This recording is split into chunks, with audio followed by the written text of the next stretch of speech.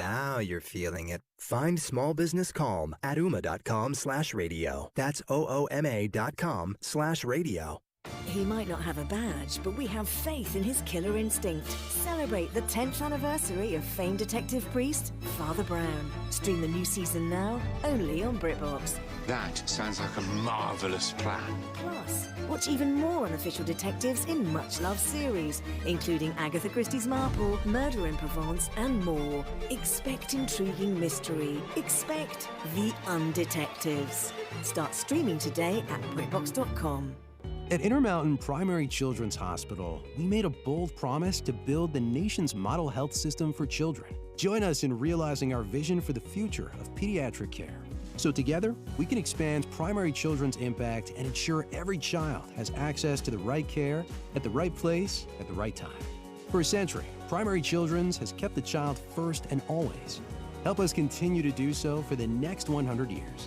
To get involved, visit primarypromise.org. If your water heater's over 10 to 15 years old, congratulations. You've beat the average. What's up, everybody? I'm Mike Wilson with Any Hour Services, and I love hearing stories of people having water heaters that are really old and they're still doing their job. Unfortunately, most of us won't be that lucky. And when water heaters fail, it's usually in spectacularly inconvenient fashion. Whether it's an unexpected cold shower when we're already running late for work, or worse yet, coming home to a flooded basement, it's never fun. If you'd like to look into replacing your water heater before it fails, Any Hour Services is having a sale for any homeowners listening. Whether you're looking for a new tanked water heater or you want to see what upgrading to a tankless would cost, the plumbers at Any Hour Services can show you what options are available. And right now, you can save $400 on a tanked water heater or $1,200 on a tankless. If you think you might be interested, call Any Hour Services today and schedule your free estimate. 801-443-7400. You can Google Any Hour Services. You can even schedule online at anyhourservices.com. No one helps more homeowners than Any Hour Services. Embrace the magic of summer nights and create lasting memories in your own swim spa from Bullfrog Spas. Our swim series lets you enjoy year-round fitness, fun with the family, and unmatched relaxation in the only swim spa with a patented jetpack therapy system. And during our endless summer sale, you'll save big with up to $5,000 off MSRP. Plus, get affordable 48-month special financing. Visit your nearby Bullfrog Spas factory store to take advantage of the endless summer sale. Bullfrog Spas.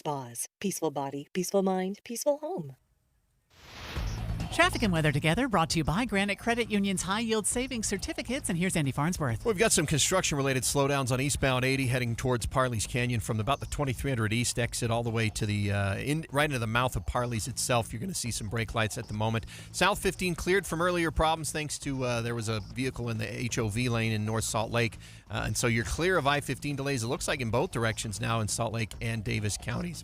Upgrade your countertops with beautiful quartz or granite. With Bedrock Quartz, it's only 7 days from template to installation with showrooms in Layton, West Jordan, St. George, and Pleasant Grove. BedrockQuartz.com. I'm Andy Farnsworth in the KSL Traffic Center. KSL weather now, increasing clouds with scattered storms in the evening and a high of 84. Right now it's cloudy and 67 degrees at KSL News Radio, 102.7 FM, 1160 AM, and KSLNewsRadio.com. Your all-day companion for news. Dave and Dujanovic, your morning companions for talk, analysis, and key perspectives on Utah's biggest stories on KSL News Radio. And welcome to another edition of Dave and Dujanovic. However, we don't have Dave or Dujanovic today. We have neither. Greg and Maura Carabello. And I'm happy to be with you again, Maura. It's been kind of a hectic morning trying to decide what the Supreme Court's about to do. And they've sort of punted today and said, well, we're not going to have any big decisions come out today, although we were really expecting some things, especially in light of what happened yesterday. Yeah, we're down to the wire every day. We like as you said, we were fully expecting this morning a couple of big ones that we're waiting to drop, which we'll talk about in a little bit. Right. But they haven't dropped yet. Right. But one that did yesterday and affects some things that we're doing here in Utah is the Moore versus Harper opinion, which I think a lot of people have not really appreciated or understood what it meant. But it involves a case in North Carolina, and it's quite similar to what's currently happening in Utah with our Better Boundaries case. And if you recall, there was a constitutional amendment, I think it was in 2016, or excuse me, a ballot initiative in 2016. The voters in Utah voted to sort of change the redistricting and have a more balanced approach to that. The legislature let's admit it, gutted that for the most part. Yeah, and as you did the suggested, redistricting. yeah, the Utah case really goes to the heart of what you'll talk about. But the Utah case sort of asserted a process that would include, in the Better Boundaries interest another citizen panel. Right. It would include some reviews, and as you suggested, it passed. It passed with the people. It goes to the legislature the next session, and they gut it a little bit. And they got it a little bit on the theory that says, hey, we're the end. We're the beginning and the middle of the end. We, the state legislature. Right. We are the supreme authority. And in this case, the legal cadence sounds like it is. We are the independent state legislators, and we can operate the way we want. Right. And the Supreme Court said, maybe not so much. I understand where the legislature comes from, however, because the Constitution provides that in dealing with federal elections, local legislators have to deal with the sort of the time, place, and manner of how those elections are set up. So they've sort of thought of a manner as being all things other than time and place. In other words, we can pretty much regulate anything we want in terms of federal elections. But the Supreme Court. So what happened in North Carolina is that the North Carolina legislature had sort of gerrymandered the state and so into districts, so that even though the state is fairly even with Democrats and Republicans, it turned out that the way that state had been gerrymandered, it gave 10 of their 14 House seats to Republicans. There was a challenge to that, saying, "Wait a minute, this isn't fair." This, and so it went to North Carolina Supreme Court, which, on its own, and this is sort of weird, it changed the boundaries themselves and made it more of a 7-7, sort of made it more of a split. The legislature in North Carolina said, "Wait a minute, you don't even have authority. Where does it say that a state court can look at federal elections and make any changes, let alone tell the state legislature what it can do?" Well, the United States Supreme Court yesterday said there are checks and balances. So I loved that part of the opinion as well, as you suggest. So one of the asserted challenges was, hey, even about state courts, y'all can't, if I'm a member of the legislature, you can't even look and try a case in front of me. So I think it was equally important whether you're looking at it from a check and balance with the citizens on what would be perceived as defining boundaries or gerrymandering, but it also, as you're suggesting, really said, oh no, legislature, you also have a state court system that has some amount of standing, and you need to take that into account as well. Right. And the decision was a 6-3 decision. Of course, the three, what we considered liberal judges, were all on the side of the sort of not appreciating the independent state legislature theory and saying, wait a minute, there are checks and balances. They were joined by 3 maybe more moderate conservative justices. And then the 3 that dissented, Maura, really dissented on the fact that since this happened, the North Carolina Supreme Court has changed, and it's now more of a Republican court. So they changed the boundaries again, and the dissenters said, well, wait a minute, it's moot now. Everything's been changed. But I think that the cooler heads said, look, we can't just leave this alone. But every state, including Utah, is going to be addressing some form of this in some way. And so let's at least decide this and decide what's going on. And that's one of the reasons I think we're spending some time on this is this particular decision has many other decisions, as you suggest, in federal court, but also in state court, waiting and watching on it. And the reason I think they're so germane, too, is that they impact both the 2022 elections, but also looking at the 2024 elections. And so this felt like an instance in which the Supreme Court was trying to really, again, provide immediate clarification. Some laws are sort of canon, and they go in and they show up in another important way. But this actually has a little bit of a ticking clock on it because it involves the election cycles. Right. And this case has some bearing on the current Utah case that we've talked about a little bit. I'll call it the Better Boundaries case, but Better Boundaries is simply sort of on the sidelines, sort of coaching the plaintiffs in this case, which are the League of Women Voters and I think the Women Democrats, or there are a couple of groups that claim they have standing, saying, hey, we're disenfranchised here in Utah because of what the legislature has done, which has created these 4 districts, which are really aimed toward I don't know if you remember, but we used to have one district in Utah that was sort of a challenge every year. Right. We had competitive Ben McAdams, we had Jim Matheson, and that was competitive. Well, the legislature sort of taken the balance out of that district, arguably, made 4 districts that are all now in favor of the Republicans. Right. So talk for a second about, because we're going to be covering the courts, as you suggested, in this upcoming week, because they have some pending really big trials. This opinion was written by actually the Chief Justice, Roberts, and it seems to be an informal rule that they spread around pretty evenly who gets to write what. And what's the insight into, is there any meaning behind who writes it? Now, I'm sure some of it is you have a certain amount of expertise or passion. And I know the dissenting vote can often have a couple of authors because they likely have passion in their dissent. But this is a pivotal case. It was also penned by the Chief Justice. Yeah, I think that's interesting, Maura. That's a great point, actually, because I think what happens is they have the arguments. The 9 justices hear the arguments. They go back in chambers and discuss it and kind of get a vote. Where's everybody leaning this way? Because once you have to decide who's in the majority and who's not.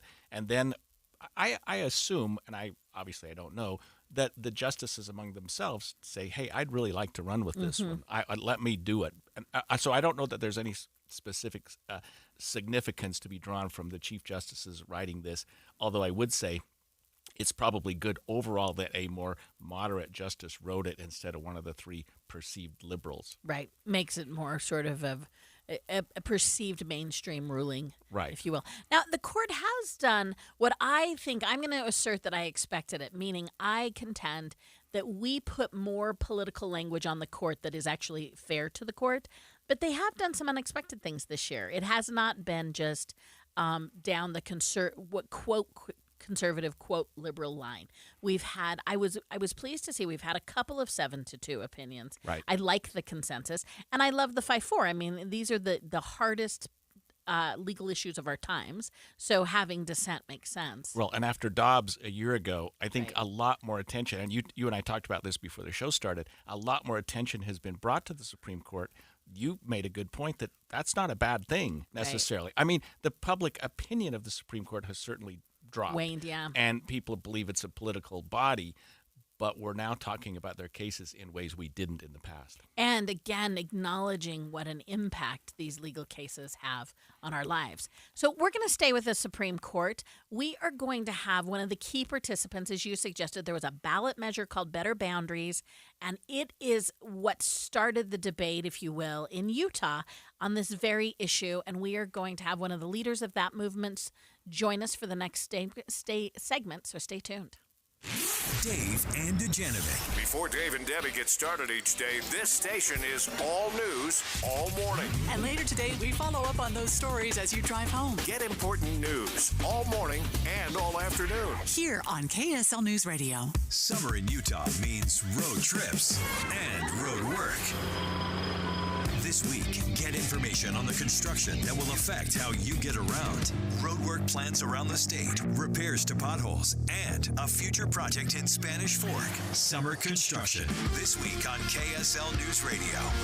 Premium checking from America First Credit Union is so much more than a regular checking account. It's a saves you money, makes life easier, always has your back account, because it's absolutely loaded with fantastic benefits and features. In fact, it comes stocked with so much awesome stuff. It was voted Best Perks by Money.com. So make sure you're rocking more than a checking account. Head to America First and apply for the exclusive protection, perks, and paybacks of premium checking today. Subject to membership eligibility and conditions. Federally insured by NCUA. Since 1939, America First has been helping people pursue their financial goals. And as we have, we've become one of the largest credit unions in the country. The reason why is simple. It's because every day we do our very best to help each person, family, and business we serve to realize their individual dreams and achieve financial well-being. True to our name, we always strive to put our members and employees first. So come join us and let us put you first. America First Credit Union. Federally insured by NCUA. Attention smart homeowners. You don't have to fall for flashy promises and companies that don't even prove their work. At Your Service Pros uses third-party verification software called MeasureQuick to ensure your new HVAC system is installed correctly. This ultimate game changer in the HVAC industry lets you, the homeowner, have proof of how your system was installed. At Your Service Pros utilizes our Bluetooth tools to upload all of your system's information into MeasureQuick. We rely on data-driven insights to properly commission, optimize, and fine-tune your HVAC system for peak performance, improving your family's comfort, lowering your utility bills, and extending the life of your HVAC system. With rebates and tax credits available totaling more than $7,500 on a dual-fuel heating and cooling system, it is now more important than ever that your HVAC system be installed correctly. So call us today at 801-YOUR-PRO. That's 801-YOUR-PRO. Have the peace of mind of saving up to 50% on your new system and knowing it's installed correctly by calling 801-YOUR-PRO. Mount Star Healthcare's Harriman Emergency Center is now open. Be seen fast at the Harriman ER located just off Mountain View Corridor and 134th South in Harriman. Boyd Matheson on the pitfalls of politics. Sadly, both political parties are more interested in scoring political points than they are solving the American people's problems. They're playing a zero-sum game, and it's not zero-sum. It's everybody coming together. We have to come together. Compromise has integrity. That's a big part of what's going wrong in our nation's capital and in many conversations around the country. Inside Sources with Boyd Matheson, 1 to 3 on KSL News Radio. Hi, it's Tori DeVito. In every family, small conversations can make a big impact. I grew up on tour with my parents. Kind of different, but we bonded over music just like other families do over sports, camping, or other interests. And we talked. Little everyday conversations from silly to serious that built a foundation over time. Honest conversations, like when my dad shared his experiences as an alcoholic. Your honesty about that part of your life gave me a sense of integrity that I wanted to uphold in my own life. And I was so grateful that you and Mom had become these sober, stable people who were always there for me. I wanted you to know from someone who's been in recovery more than 30 years now that hard work is what creates success, not alcohol or other drugs, whether it's music or anything else. I said it a lot, and I'm glad you took it to heart. Talk, they hear you. For more information about talking with your kids about underage use of alcohol and other drugs, visit underagedrinking.samhsa.gov. With the 3 things you need to know this hour, I'm Amanda Dixon. First, for the first time ever, Salt Lake City will host a drone show rather than a traditional fireworks show for the 4th of July and Pioneer Day. Second, a new study shows there's no safe level of air pollution for kids, even though federal guidelines say there is. And third, a new Pepsi-infused ketchup is being released at some baseball stadiums for the 4th of July. Right now it's 67 degrees in Salt Lake City. Back to David Dujanovic on KSL News Radio. Dave and Dujanovic. Welcome back to Dave and Dujanovic. And as we said in the last one, you have neither Dave or Dujanovic. You have Maura, Carabello, and Greg Skordas here with you. Greg, you and I are usually on KSL at night, but we're excited to be when the sun is shining in the daytime. And doing a live show. It's a little different than the KSL at night where we can kind of talk and banter and go, hey, let's do that over. I mean, we're rocking and rolling today. We're rocking and rolling. So we're going to continue with the segment we had, which is the last key major decision that the Supreme Court has released yesterday. It was a 6-3 decision. And the court ruled that although the Constitution does give state legislatures the power to regulate federal election, state courts can supervise the legislative activities on their power. So it essentially tempered and said this notion of independent state legislators, if you interpret that legal phrase as we're all things and it ends and begins and stops with us, the Supreme Court essentially said, no, that's not true. There are other powers, there are checks and balances, including state courts, and in some cases, we'll see if it gets to interpret. In Utah's specific case, we had a ballot measure at exactly this issue. There was a citizens group called Better Boundaries. They ran a public ballot measure in 2016. They were successful in passing it, and it asserted an independent commission that their assertion was that this independent commission would give a recommendation and that those recommendations would be pivotal in making the law. The legislature later sort of switched that to say, you can meet. Thanks for the help. We're going to not take your recommendations that seriously. Right. And so last year, a coalition of organizations, including the League of Women Voters of Utah, Mormon Women for Ethical Government, and several others, filed lawsuit claiming that this congressional map was unconstitutional under the state constitution. Okay. So the lawsuit, importantly, was filed in state court and it's going to be heard by the Utah State Supreme Court ultimately and decided whether or not under Utah Constitution that is a reasonable exercise of power by the Utah legislature. And of course, the legislature has taken the same position that they did in North Carolina and said, hey, wait a minute, where does it say that the state courts have any authority to look over what we've done here? This is federal legislation. This is federal election law that we're charged with implementing and deciding how it's done. Well, the United States Supreme Court said, wait a minute, there are some checks and balances. Right, and I think it bears highlighting what you just said. We do have this coalition of organizations has a pending case before the Utah Supreme Court. It would be, I think, reasonable to suggest that the Utah Supreme Court was likely waiting for this U.S. Supreme Court decision. And if I remember right, they're expected to rule on the better boundaries in the any day now. Like, you don't have a time certain, but it is widely expected that in July, the Utah Supreme Court will then take under and rule on the specific Utah case. But boy, does this U.S. Supreme Court inform that. Well, ability. let's get to the Utah case, and we've being joined this morning by Katie Wright, Executive Director of Better Boundaries. Katie, thank you for joining us again on KSL. Thank you for having me. And talk to us a little bit.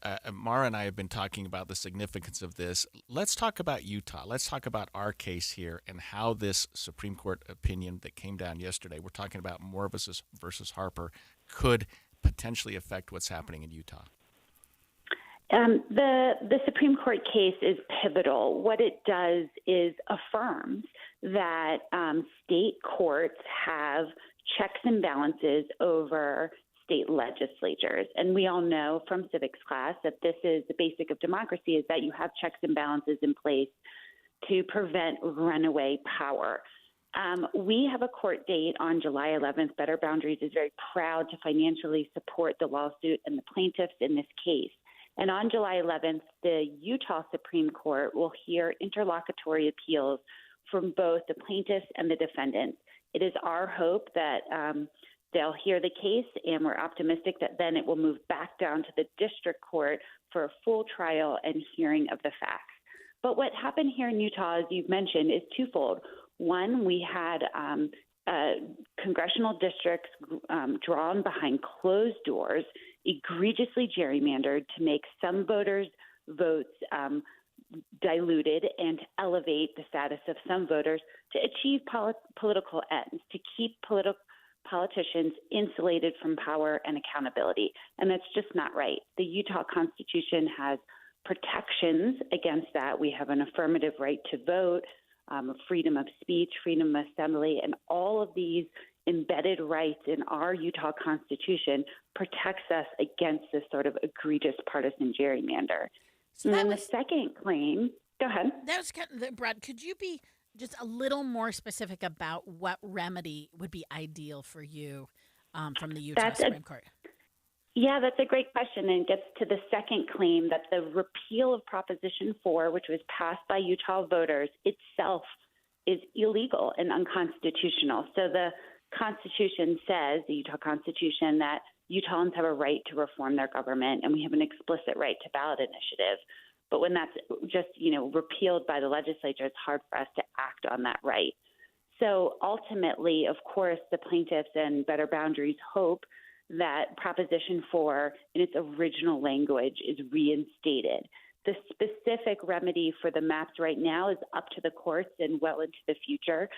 So I'm not sure what that would be, but ultimately we want fair maps where Utahns, no matter their zip code, have an opportunity to fully participate in the electoral process.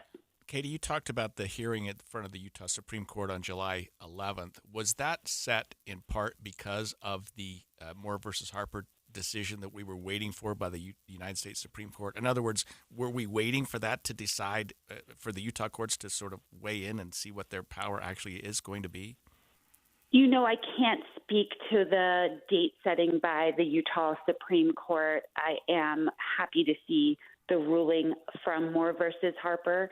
Our case would have moved forward regardless because it's really embedded in the rights that the Utah Constitution gives Utahns. But it is nice to have affirmed that, of course, yes, state courts, as we have always operated in the U.S., have jurisdiction, checks and balances over rampant, power hoarding by state legislatures.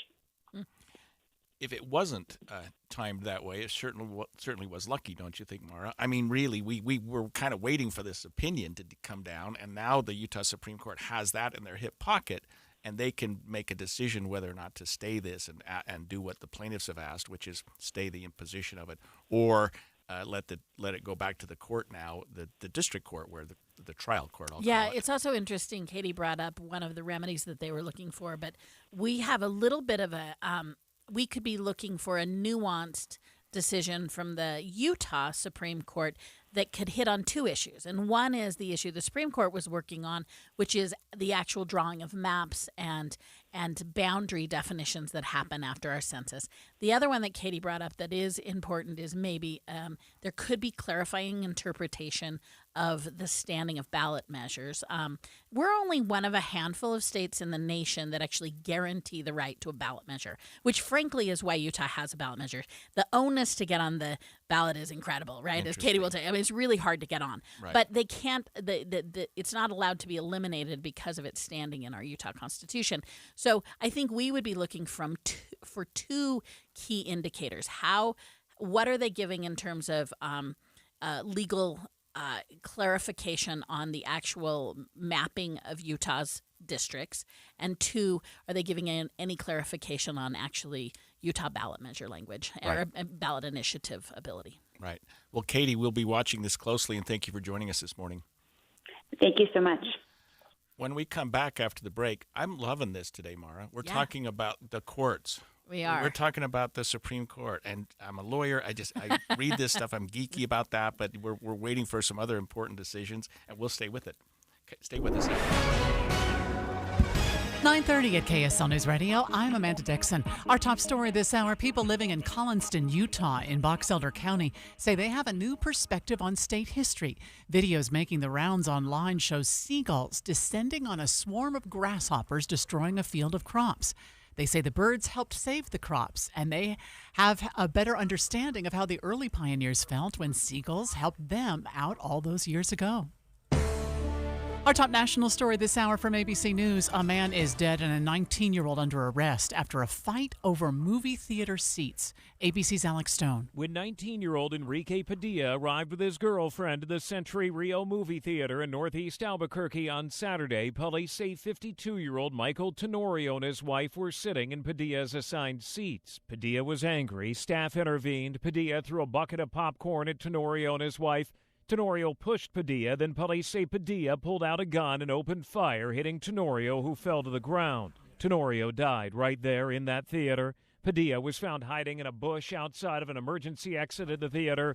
Now he's accused of murder. Alex Stone, ABC News. Other national stories KSL is following. There is a new art exhibit in the UK that features photos taken by a young Paul McCartney. Paul McCartney was noodling around with a new camera, taking pictures of his friends in October 1963 through February 1964. That just happened to be as Beatlemania took hold. The Eyes of the Storm exhibit shows 250 photos that McCartney rediscovered and often never had printed. Curator Rosie Broadley says the photos of the Beatles in Miami in 1964 show details of how crazy things were. There's a woman carrying a chimpanzee and then people sort of almost falling off the balcony. The exhibit runs through October. I'm Margie Zaraletta. Your money at this moment, the Dow is down 91 points. That's 0.25%. We're at 33,835. Coming up, highs in the mid-80s this week. KSL weather is next. KSL News Time, 9:32.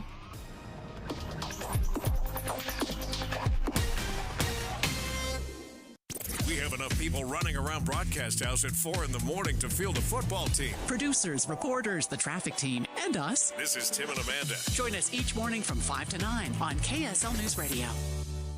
Text us here in the studio about the weather in your area.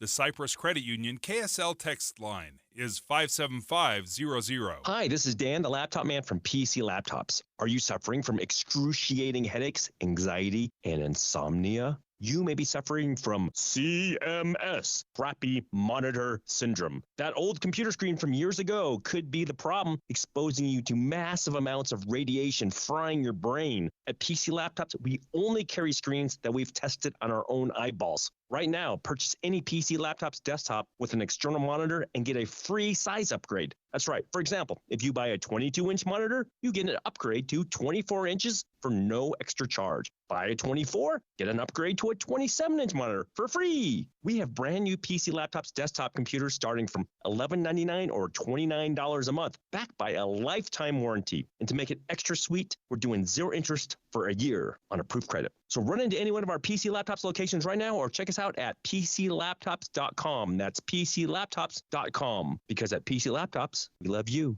He might not have a badge, but we have faith in his killer instinct. Celebrate the 10th anniversary of famed detective priest, Father Brown. Stream the new season now, only on BritBox. That sounds like a marvellous plan. Plus, watch even more unofficial detectives in much-loved series, including Agatha Christie's Marple, Murder in Provence, and more. Expect intriguing mystery. Expect the Undetectives. Start streaming today at BritBox.com. Yeah, I'm so stressed. Our business is growing. We've got people all over now. Ooma. What is that? Meditation? I'm recommending the Ooma cloud phone system with auto attendant and more than 50 features. Ooma? Yep, switching to Ooma is a cinch. Just $24.95 per month per user, plus taxes and fees. Ooma. Now you're feeling it. Find small business calm at ooma.com/radio. That's OOMA.com/radio. Traffic and weather together brought to you by Granite Credit Union's High Yield Savings Certificates. And here's Heather Kelly. We're accident-free now across the Wasatch Front. No delays on I-15 northbound or southbound trying to get into downtown Salt Lake. What will slow you down, though, is construction, and you have a lot of it on Legacy Parkway northbound. It's causing some delays now as you try to hook on from I-215's west belt heading north on Legacy, and also out on the Wasatch back. US 40 has delays southbound as you approach the SR 248 turnoff to get into Park City. Update your kitchen with Durden's Appliance, where they meet any competitor's price. Visit Durdens.com or on Fifth South and Bountiful. Durden's, brands you know at prices you'll love. Heather Kelly in the KSL Traffic Center. KSL weather, increasing clouds with a chance of scattered storms in the evening and a high of 84.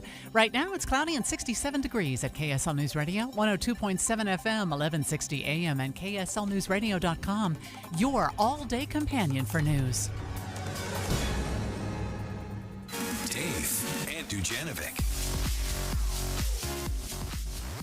Welcome back to Dave Dujanovic with Maura Carabello. I am Greg Skordas, filling in for Dave and Debbie today. And I think Skordas Carabello works. I like it. Yes, you know, there's a lot of vowels the there. Skordas and Carabello. That's too European sounding. I don't know that people will appreciate that. But anyway, they do appreciate talking about the United States Supreme Court, and we're having a lot of fun with that this morning. We got here this morning, Maura, and Carlos, our producer, was like 8 o'clock. We're expecting some opinions to come out of the Supreme Court. We're all sort of sitting there waiting. Here we go. 8 o'clock, they come out and say, we're not issuing any opinions today. We're like, so, no. But we do have 2 days left, right? Right, I mean, they can make their own term, but the tradition is that they have 2 days left before their session ends, and the judges go on vacation. And there are a number of opinions that we're waiting for, but there are 4 that I think have really drawn a lot of public attention. And let me just go through these with you, Maura. The first one is the affirmative action. Okay. And if you recall, this is a case that was brought against 2 major universities, Harvard University and the University of North Carolina, Chapel Hill, for their decisions regarding admission practices at their schools, which were consistent with what we've been known in this country as affirmative action. And those policies have been challenged, and they're up at the United States Supreme Court right now. And if you recall, Maura, when we had the arguments on these back in the fall, it seemed that the Supreme Court justices that were hearing that were siding with the plaintiffs. They were siding against this affirmative action idea. That's right, which would signal a significant change. Affirmative action has always been controversial. Right. We've had a few challenges to affirmative action, and it's always prevailed. The latest the latest Supreme Court action was in 2003, where Sandra Day O'Connor wrote the majority opinion that actually affirmed affirmative action. But in that writing, she also said, hey, I don't think this is forever. I don't think she was quoted as having said that she does not believe that it's justifiable in perpetuity. Well, so that was the sitting member, the sitting Justice Sandra Day O'Connor in her 2003 hearing. And as you suggest, the signaling, who knows? Right. But the signaling seems to be that they may mark a major change in what would be the legal ruling for affirmative action. Yeah, and it's really interesting because we have it's a very controversial idea anyway, affirmative action. A lot of people think it doesn't make sense. It excludes people that may otherwise be qualified to go to university because of academic reasons. Mm-hmm. A lot of other people feel like, hey, if we're going to have a balanced society, we ought to start with our universities and have a balanced, have our universities sort of reflect what the public looks like. And I can absolutely understand argument on both sides. Right. But the Supreme Court's ultimately going to weigh in and tell us which way we're going. Yeah, but lots are watching. The other one that is getting, probably from my seat, the most attention, but it's because it was such a recent political issue. You'll walk us through how sticky the legal issue is, but this is the issue of student debts. And as we can all remember, President Obama, very sort of with lots of fanfare, lots of attention, said, hey, I'm going to forgive different qualifications, but up to $20,000 worth of your student debt. Right. And this is the legal challenge to that. Right. It was President Biden. Yes, right. What did I say? You said Obama. Oh, my gosh. Okay. Good catch. Anyway, Good catch. yeah, so that, no, but I was thinking maybe she's right. But it was President Biden who had really, by a stroke of a pen, in what we call an administrative action, did away with this debt, or attempted to do away with this student loan debt, $10,000 for some students who have these debt, $20,000 if you've got a Pell Grant, and it's sort of limited by the amount of money that you earn. Anyway, it would have resulted in billions of dollars in forgiveness. A challenge has been made on that one, Maura, by groups who are saying, good idea or not, the president doesn't have the authority to do that. That's something that Congress should do. Right. And there are certain things that, as we well know in this country, where, hey, the president doesn't just get to make rules and make law and do these kind of things. And the administration's pushing back, saying, well, we do have authority to work with our Secretary of Education and enact policies. So we'll see sort of where that one goes. But and I love the dual rules here. I mean, one is the issue of student debt itself, right, which people are watching for. But you put center stage this issue that is coming up more and more, which is this push-pull between, in the federal government, the executive branch and the legislative branch. Right. And what's interesting is you're hearing more and more complaints of executive action, whether that is on student loan debt forgiveness, whether that's on immigration. You're hearing more and more of Congress contesting and complaining about it. And then you also see the executive branch saying, well, in lieu of the gridlock and the complete ineptness of Congress being able to pass anything, I'm taking executive action. So this becomes a very informing decision it could become a decision in which future presidents may look at it and see if it restrains their authority. Right. And I think that, again, we talked about how the justices themselves were hearing argument, where you try to listen to that and think, well, which way is the wind blowing here? It seems that the Biden administration may be in trouble on that one. I would, if I were a gambling person, I'm not, I would think that that's probably going to go down as well. Okay. So we'll see. The next one is this same-sex wedding websites, and it deals with a business's opportunity, or at least their right, to exclude certain groups from participating with their business. And we remember that, I think it was the Colorado cake baker or something years ago. Yeah, both of these cases are from Colorado. And this is another Colorado case and the one was, I shouldn't have to make cakes for same-sex couples because I don't appreciate that lifestyle. This one deals with a Colorado company that sets up websites for weddings and saying, we'll gladly set up your website, but not for same-sex marriages. And that's being challenged too, as saying, well, wait a minute, that flies in the face of the Constitution because it doesn't allow equal protection for individuals that may have a lifestyle or something that you may not appreciate. Yeah, so the woman bringing the case is an evangelical Christian, and she, for her day job, her business sets up wedding websites, very specifically wedding websites, and she is asking for the right to refuse and not do wedding sites based on her view of LGBTQ community and the sexual orientation. This would be a major, in my mind, this has a huge ripple effect if they rule in favor of this. Right. This is also one that the Supreme Court could decide for a reason that you don't expect. And so you mentioned it perfectly when you said she's bringing this action saying I shouldn't be able to do that. Usually you can't bring an action until you're aggrieved by it, for example, somebody comes in and says, I want a website, and you say, I'm not going to do that, then they can file a lawsuit against you. She's saying preemptively, I don't like the law. So she's having a hard time, what we call establishing that she has standing in this, because I think some of the justices might say, hey, that's a great idea, but you're not, you haven't proven that you're harmed by it yet. I don't know that they'll do that because this court seems to be a little bit more proactive in terms of, hey, we're going to have to address this issue head on someday. We might as well do it while it's in front of us. And one of their big last pending cases, of course, deals with one of the hottest issues other than politics, which is religious issues and religious accommodations. In this case, you have a former postal worker who has sued the U.S. Postal Service after being disciplined for missing his scheduled Sunday shifts to deliver Amazon packages, and he asserts that Sunday is his day of worship and it violates his religious beliefs to expect to be asked to work on a Sunday. Yeah, and of course, when people work at the U.S. Postal Service, at least historically, you expect that you're a Monday through Friday individual. Well, with Amazon and the U.S. Postal Service sort of picking up that ball and saying, well, we're going to help you, there is delivery now on Sundays, and he's saying, wait a minute, I didn't sign up for this. I have things I'd like to do on Sunday. And the post office actually did accommodate him, it seems. I mean, that's their argument that we'll move him to a different area that doesn't do Sunday delivery, or we'll let him do some Saturday stuff. But it didn't always work out.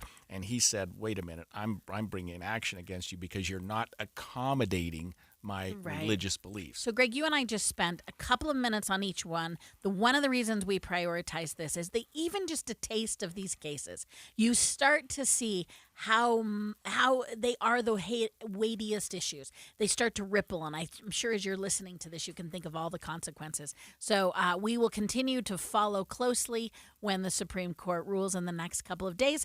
Next, we're going to switch to another serious issue. We have more details on the University of Idaho murder case, so stay tuned for the latest. Dave and Dujanovic. Hey, stay right here for more of Dave and Dujanovic. And tomorrow morning, come back here for news, traffic updates, and reliable weather. Join us to have a listen. Tim and Amanda. Your morning companions for news. Well, summer's here, and of course, a lot of activities come along with it. But if you're feeling tired, if you're feeling sluggish, if you're not feeling good about yourself, you may just find yourself missing summer sitting on the couch. It's time to shift the game. SOTA Weight Loss, SOTA, stands for state-of-the-art weight loss because it is state-of-the-art, is your path to actually be able to get out and enjoy your summer. The pounds and inches fall away because it's based on science. You have your own nutritionist and coach to help you along the way. And I'm not the only one who's had great success. I lost 37 pounds, got me off the couch, got me back engaged in all kinds of activities, and you can do the same. It's really simple. You've heard me say it before. When it comes to your SOTA weight loss journey, there's no time to lose. There's only time to win. So start winning. Summer's just right here, and it's a great chance for you to get in the game, get control of your health and wellness, and project a better future. Check it out at sotaweightloss.com, SOTA weightloss.com. With the economy the way it is, you're probably staying put. So invest in your home, your number one asset, with beautiful custom replacement windows from Advanced Window Products. They're a local Utah company building beautiful vinyl-framed and insulated double-pane windows for 37 years right here in Salt Lake City. Advanced Window Products will save you money on your energy bill. Get security features to keep your family safe. And at Advanced Window Products, it's all custom. And the best part? They're local. They build the windows, they install the windows, and they guarantee them for life. so there's no middleman markup. You save on the highest quality windows in Utah, plus Rocky Mountain and Dominion offer rebates. For a limited time, they offer 60-month 0% financing, and right now, get $2,000 off 10 windows or more. They're working 8 weeks out, so make the call now. Advanced Window Products, 801-850-9100. That's 801-850-9100, or visit advancedwindowsusa.com. At Shane Company, we believe everybody is made to shine. It doesn't matter who you are or where you're from. Shining is not for a chosen few. Like a rare gemstone, each one of us was created under just the right set of circumstances. Your moments, your milestones, your love story, all deserve to shine bright. You don't need an occasion or an invitation. You and your life are the event. At Shane Company, we handcraft our jewelry with the greatest care and hand select the most beautiful gemstones so you can shine. So put on a pair of earrings that make your eyes sparkle. Wear diamonds that light up the room. Try on sapphires in every color of the rainbow.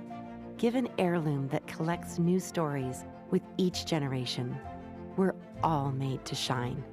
Shane Company, fine jewelry since 1929. Stop wasting your time and money with ED treatments that don't work. Get the spark back in your relationship with Summit Men's Health. Guaranteed results your first visit. Call Summit Men's Health today. Tim and Amanda. You know, we've been doing this, 30 years, Tim? We know that the news can be heavy. We know that it can be difficult sometimes to listen to or understand. But that doesn't mean that we're supposed to live in that down place every day. We learn the news, we're educated so we can take care of our families, but then you know what? We go out and have a good day. Well, I think both of us come from the standpoint, and we have families, we have kids that are coming up different ages. Yours are younger than mine are grown adults, but we always try and look for the bright side, I think, because we all want to have that in our lives. And it's there. There is a bright side. There is a bright side out there, and so we look for those opportunities each day to hopefully send that message to you, even if it's not directly, in words, that at least in sentiment, things are going to be okay. Do you know what I like to tell people? The news is the exception, not the rule. So if there's violence in the news, that's the exception. The rule is most of us are safe and happy and doing okay.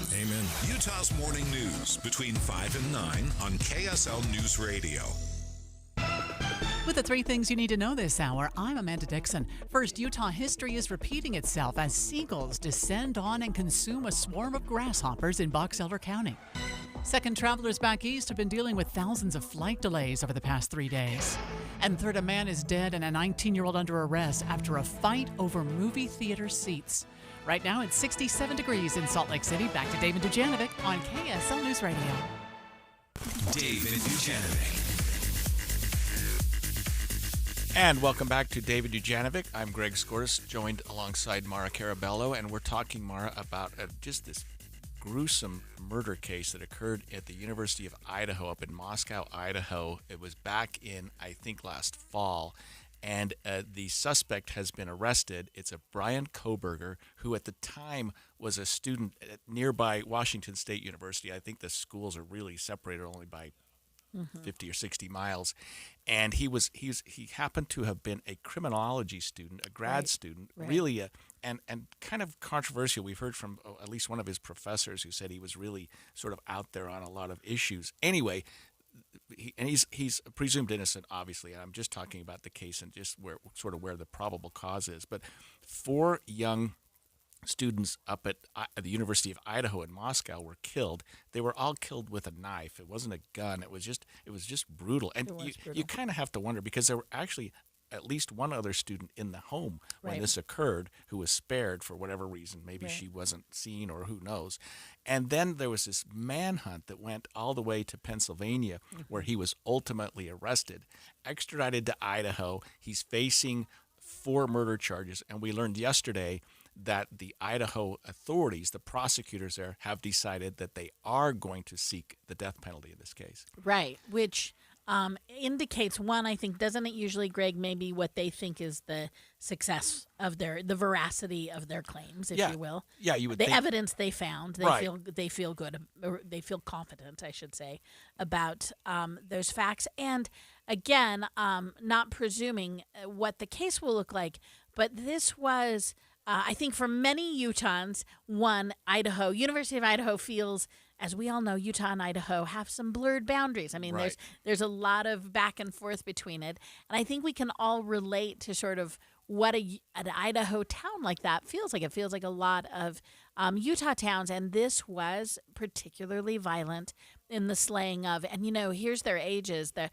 Two 20-year-olds and two 21-year-olds were in their home. And that would be a part of the 4 counts of first-degree murder that we've seen. So what happens when they choose death penalty?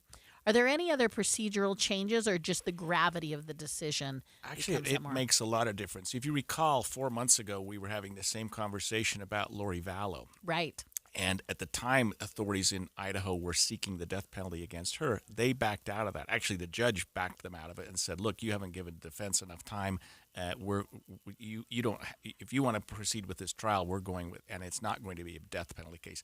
I argued at the time that they probably weren't going to get the death penalty on her anyway, because she didn't have a criminal history, even though the crime was egregious. I mean, her own children. It doesn't get much worse than that.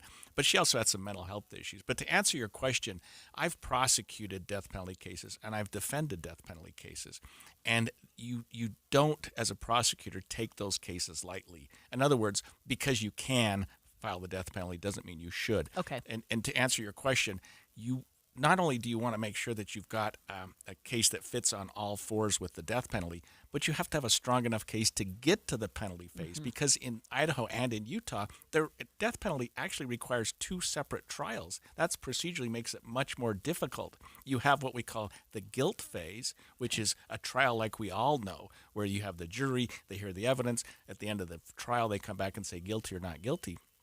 Then the jury comes back a week or two later. Same jury.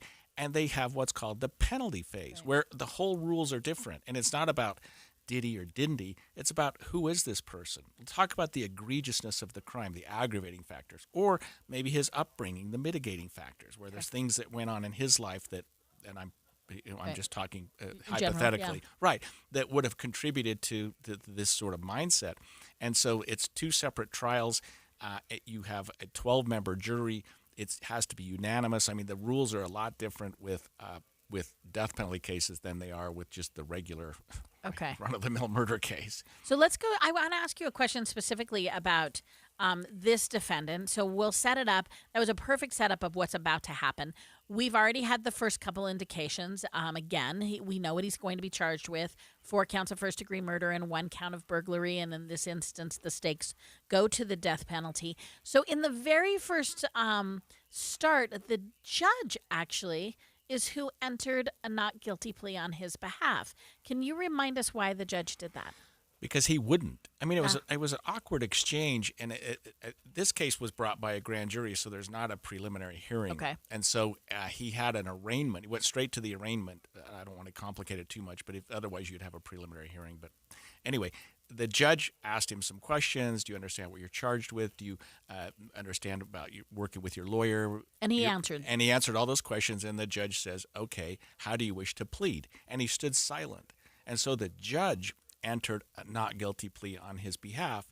Some people have made that sort of, what does that mean? I don't take it to mean much of anything, except maybe this kid's playing games a little bit, that he thinks maybe there's some angle here to not entering a plea, but doesn't matter. The judge entered it for him. And as a matter of course, on a death penalty case, he couldn't have pled guilty if he wanted to at that first hearing. You just don't walk in and say, "Hey, I'm guilty." And we don't know yet. They have not indicated his mental health status being a part of this trial yet. Yeah, and his attorneys haven't really signaled much of that, but they have to, Maura. They have to have him evaluated. I would expect that there'll be some mental health evaluations going on, and he may be fine. I mean, he certainly looks to be to be sort of cool and calculated, so to speak, where Lori Vallow, she was all over the place. I mean, she was incompetent, then she got competent again, then she got incompetent, and she's a mess. I mean, we may be arguing that one in the future. I don't know where the Brian Koberger is, and we don't know enough about him yet. I would expect that his attorneys will have that looked at. I don't know how they can avoid a quadruple murder with really no motive. I mean, there was nothing that made sense in this murder. Right, and as you suggested, I mean, again, we don't know the details of this, but an interesting factor to look at is he was a graduate student. He was a functioning graduate student in criminology. As you suggest, in criminology, yeah, right. Which is such an interesting ripple. But that's what he was studying, and he was actively in school, was enrolled, registered, and taking classes at the time. That makes me think, if he did this, and again, presumption of innocence, that there may have been some sort of like, can I do the perfect murder? Is there a way to do this? Can I get away with something just for his own kicks? Mm-hmm. That would be a really creepy human being. Yes, it's not like Ted Bundy, who has these sexual notions, or other people that we've talked about, in the past, that we have death penalty cases.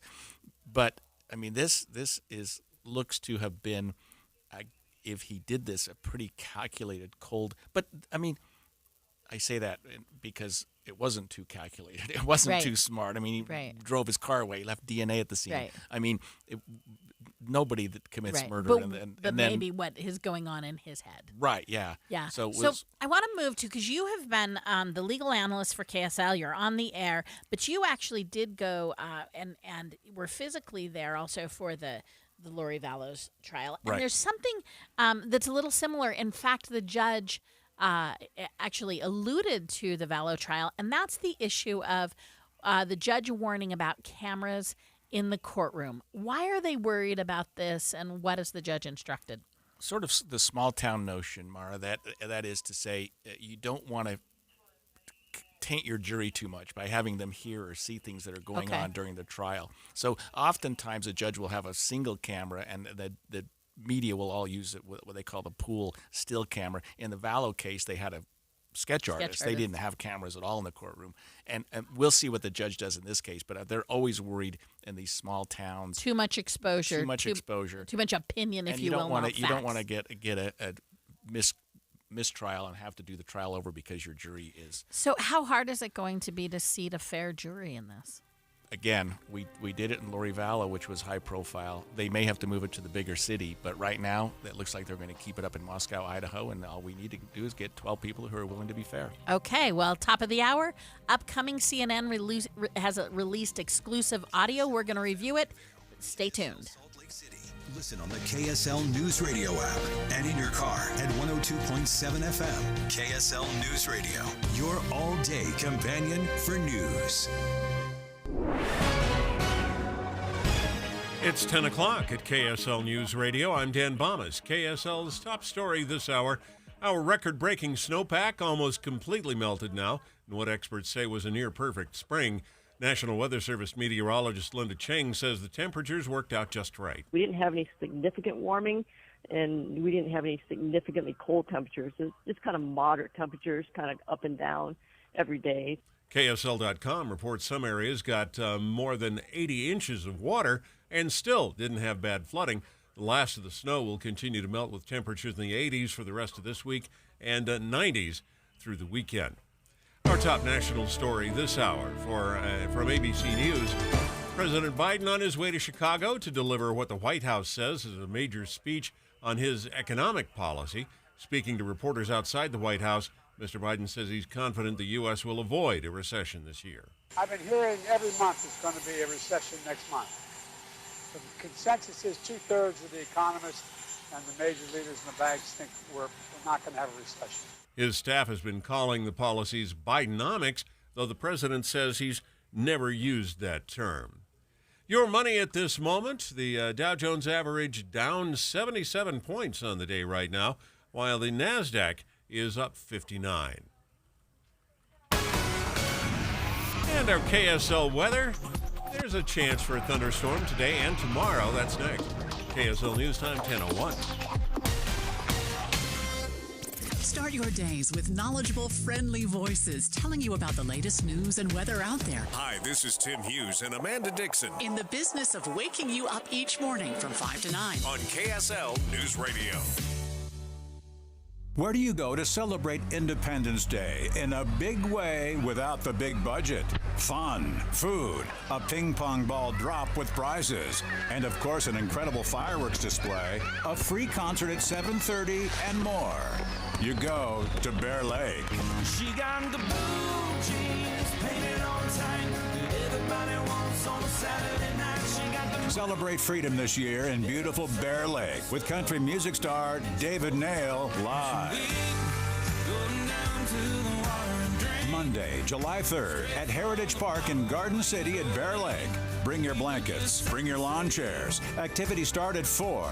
The free concert starts at 7:30. Yes, it's free. Food, fun, and fireworks. And live music from country music star David Nail.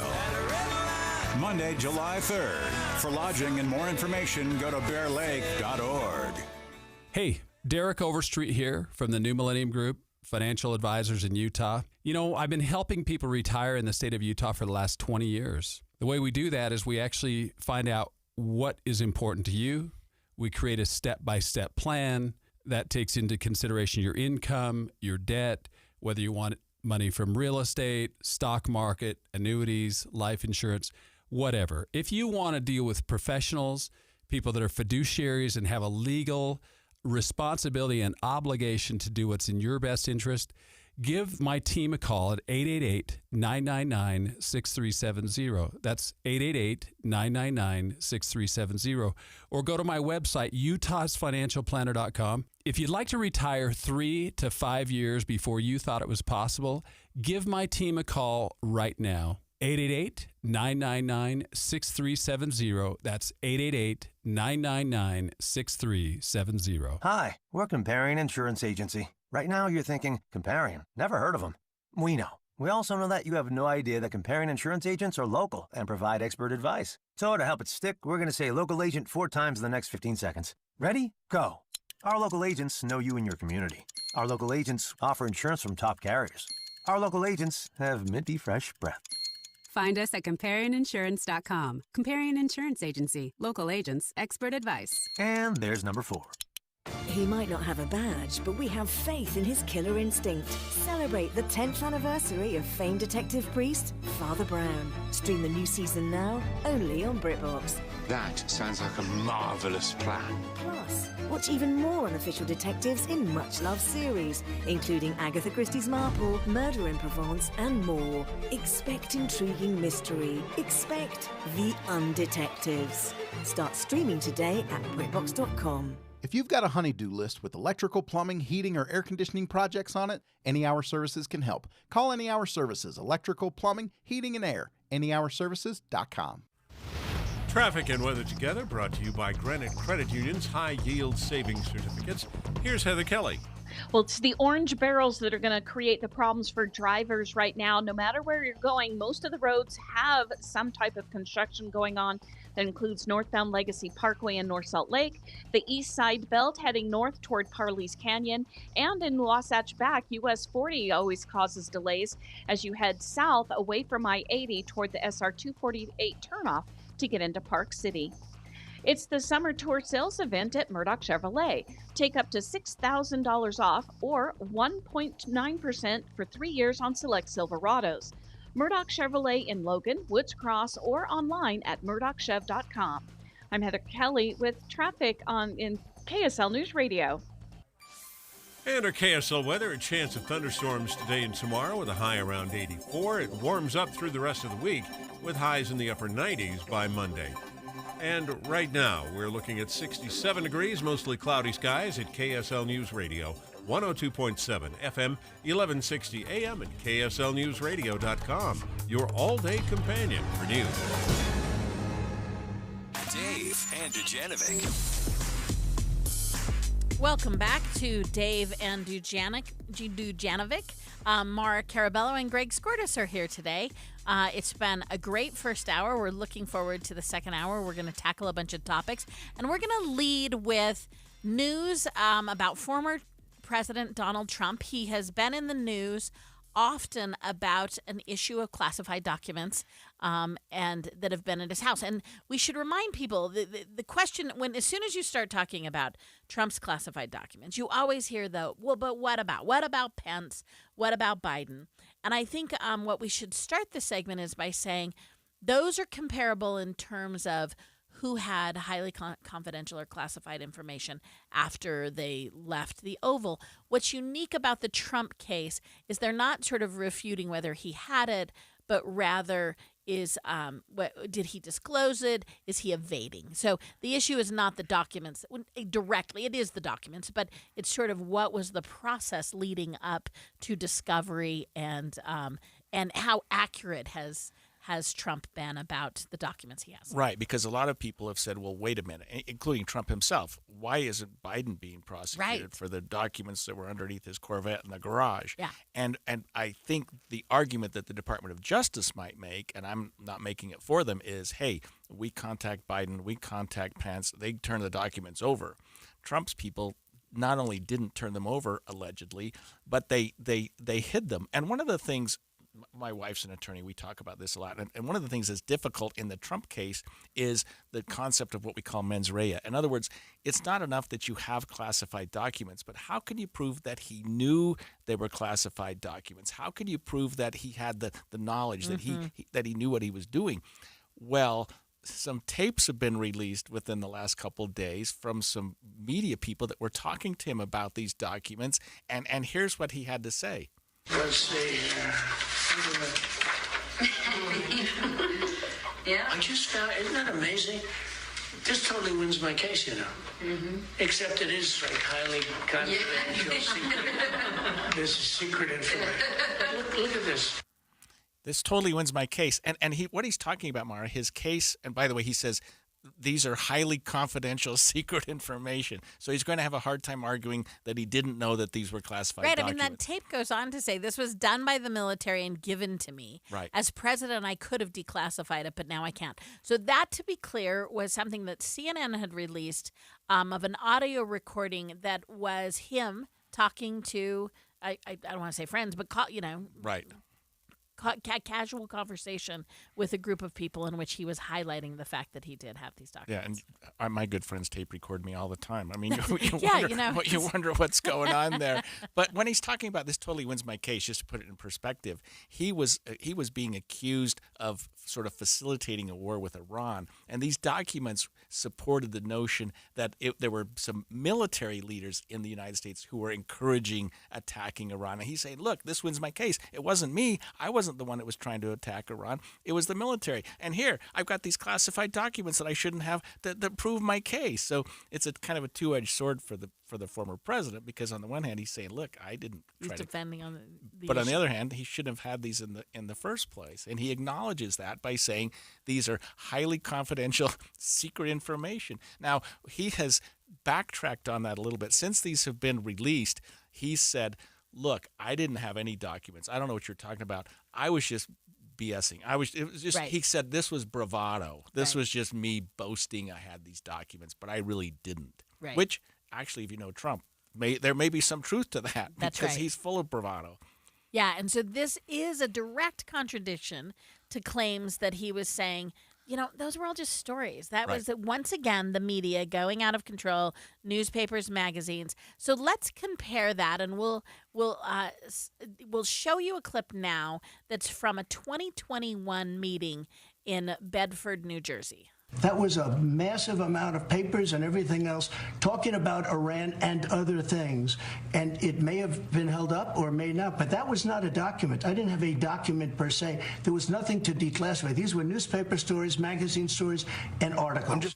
So again, that was a 2021 interview from New Jersey. In this audio, he's talking about a piece of classified Pentagon document that had plans to attack Iran, which is exactly sort of the scenario that you outlined for us before. Right.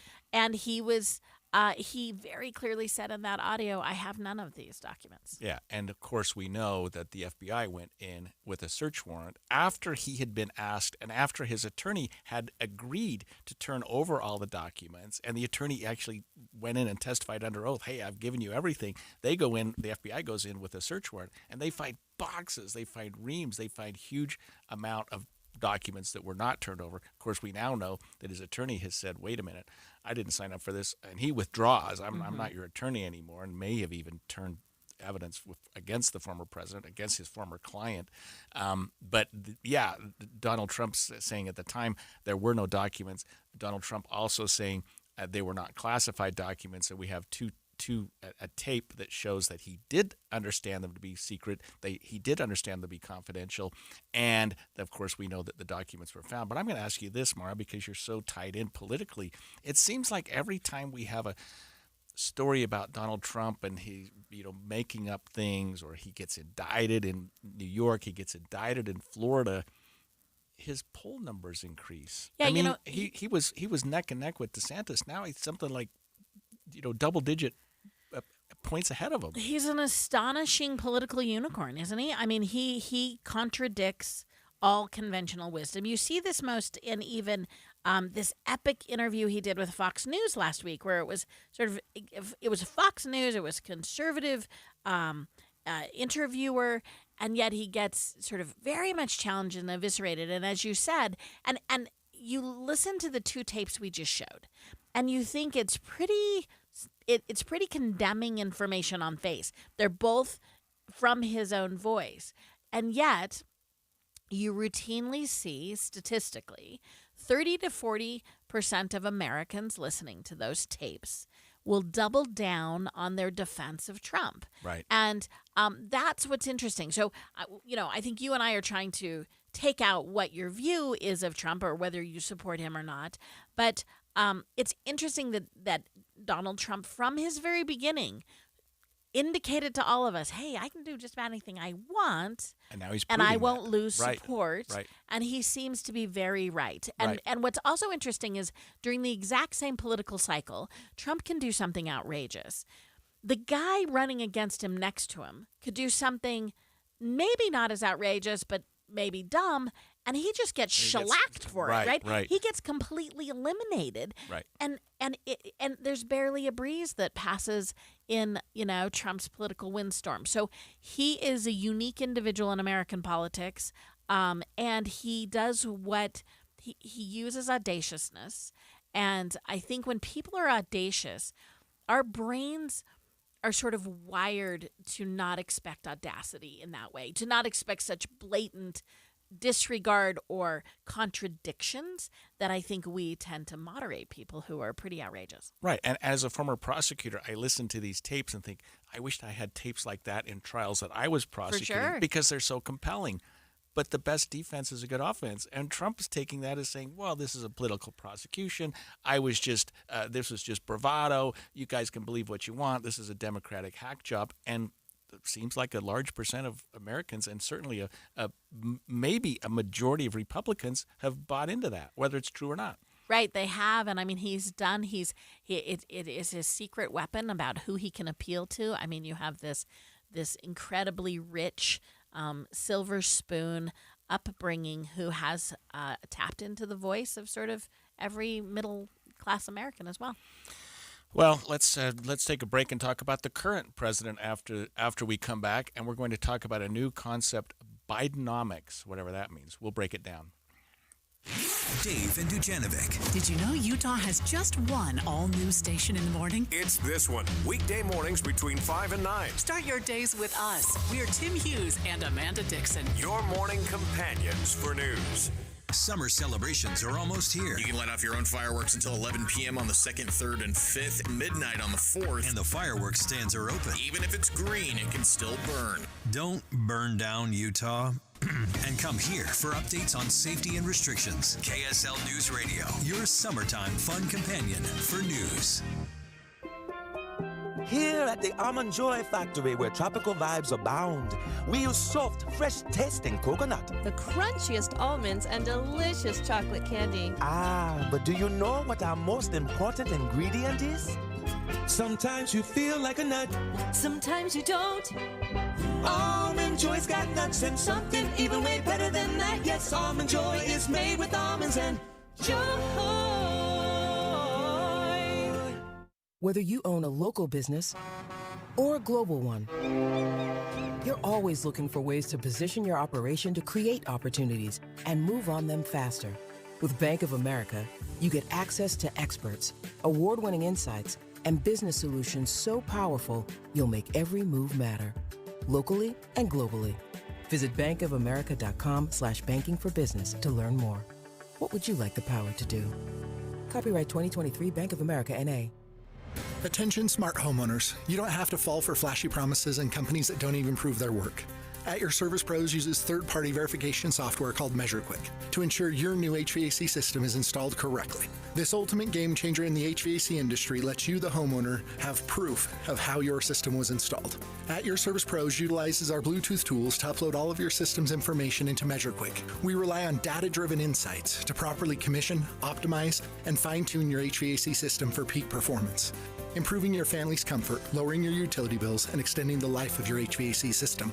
With rebates and tax credits available totaling more than $7,500 on a dual-fuel heating and cooling system, it is now more important than ever that your HVAC system be installed correctly. So call us today at 801-YOUR-PRO. That's 801-YOUR-PRO. Have the peace of mind of saving up to 50% on your new system and knowing it's installed correctly by calling 801-YOUR-PRO. At Social Security, we are always thinking of ways to save you time and make things easier. That's why we created My Social Security. Opening a My Social Security account gives you secure access to your personal record and interactive tools tailored for you. You can see if you are eligible to receive benefits, view spousal benefit estimates, and compare retirement benefit estimates at different ages or dates when you want to start receiving benefits. Already receiving benefits? Use your account to change your address, set up or change direct deposit, get a proof of income letter, and more. In most states, you can also request a replacement Social Security card. Save time. Go online. Open a My Social Security account at ssa.gov/myaccount. Social Security. Securing today and tomorrow. Produced at U.S. taxpayer expense. Boyd Matheson on the pitfalls of politics. I think the biggest thing we all have to reject is the status quo. We have to reject the kind of politics that have been served up to us and that we've bought into. The biggest question for all of us is, what are we afraid of? And often what we're afraid of is losing power. Politicians often tell us, you can vote for whoever you want, but if you vote for someone other than me, you'll lose power, you'll lose influence. And we have to reject that. Our voting right is our most sacred and fundamental right. Vote for the best person, even if they're not in either political party. Some will try to convince you that's throwing your vote away and the evil, awful other side is going to win because of that. That's what they want you to believe. Because if you're functioning out of a position of fear, we all lose. You'll vote for the status quo, and that keeps the status quo in power. Join Inside Sources with Boyd Matheson, 1 to 3 on KSL News Radio. With the three things you need to know this hour, I'm Dan Bomas. First, we're just about done with this year's mountain runoff, and a relatively cool spring helped to avoid flooding even with a record snowpack. Second, drones can put on a pretty show in the sky, and Salt Lake City has plans for a couple of drone shows this weekend in place of fireworks. And third, what's Bidenomics? Well, President Biden says it's not his term, though some of his staff have been using it.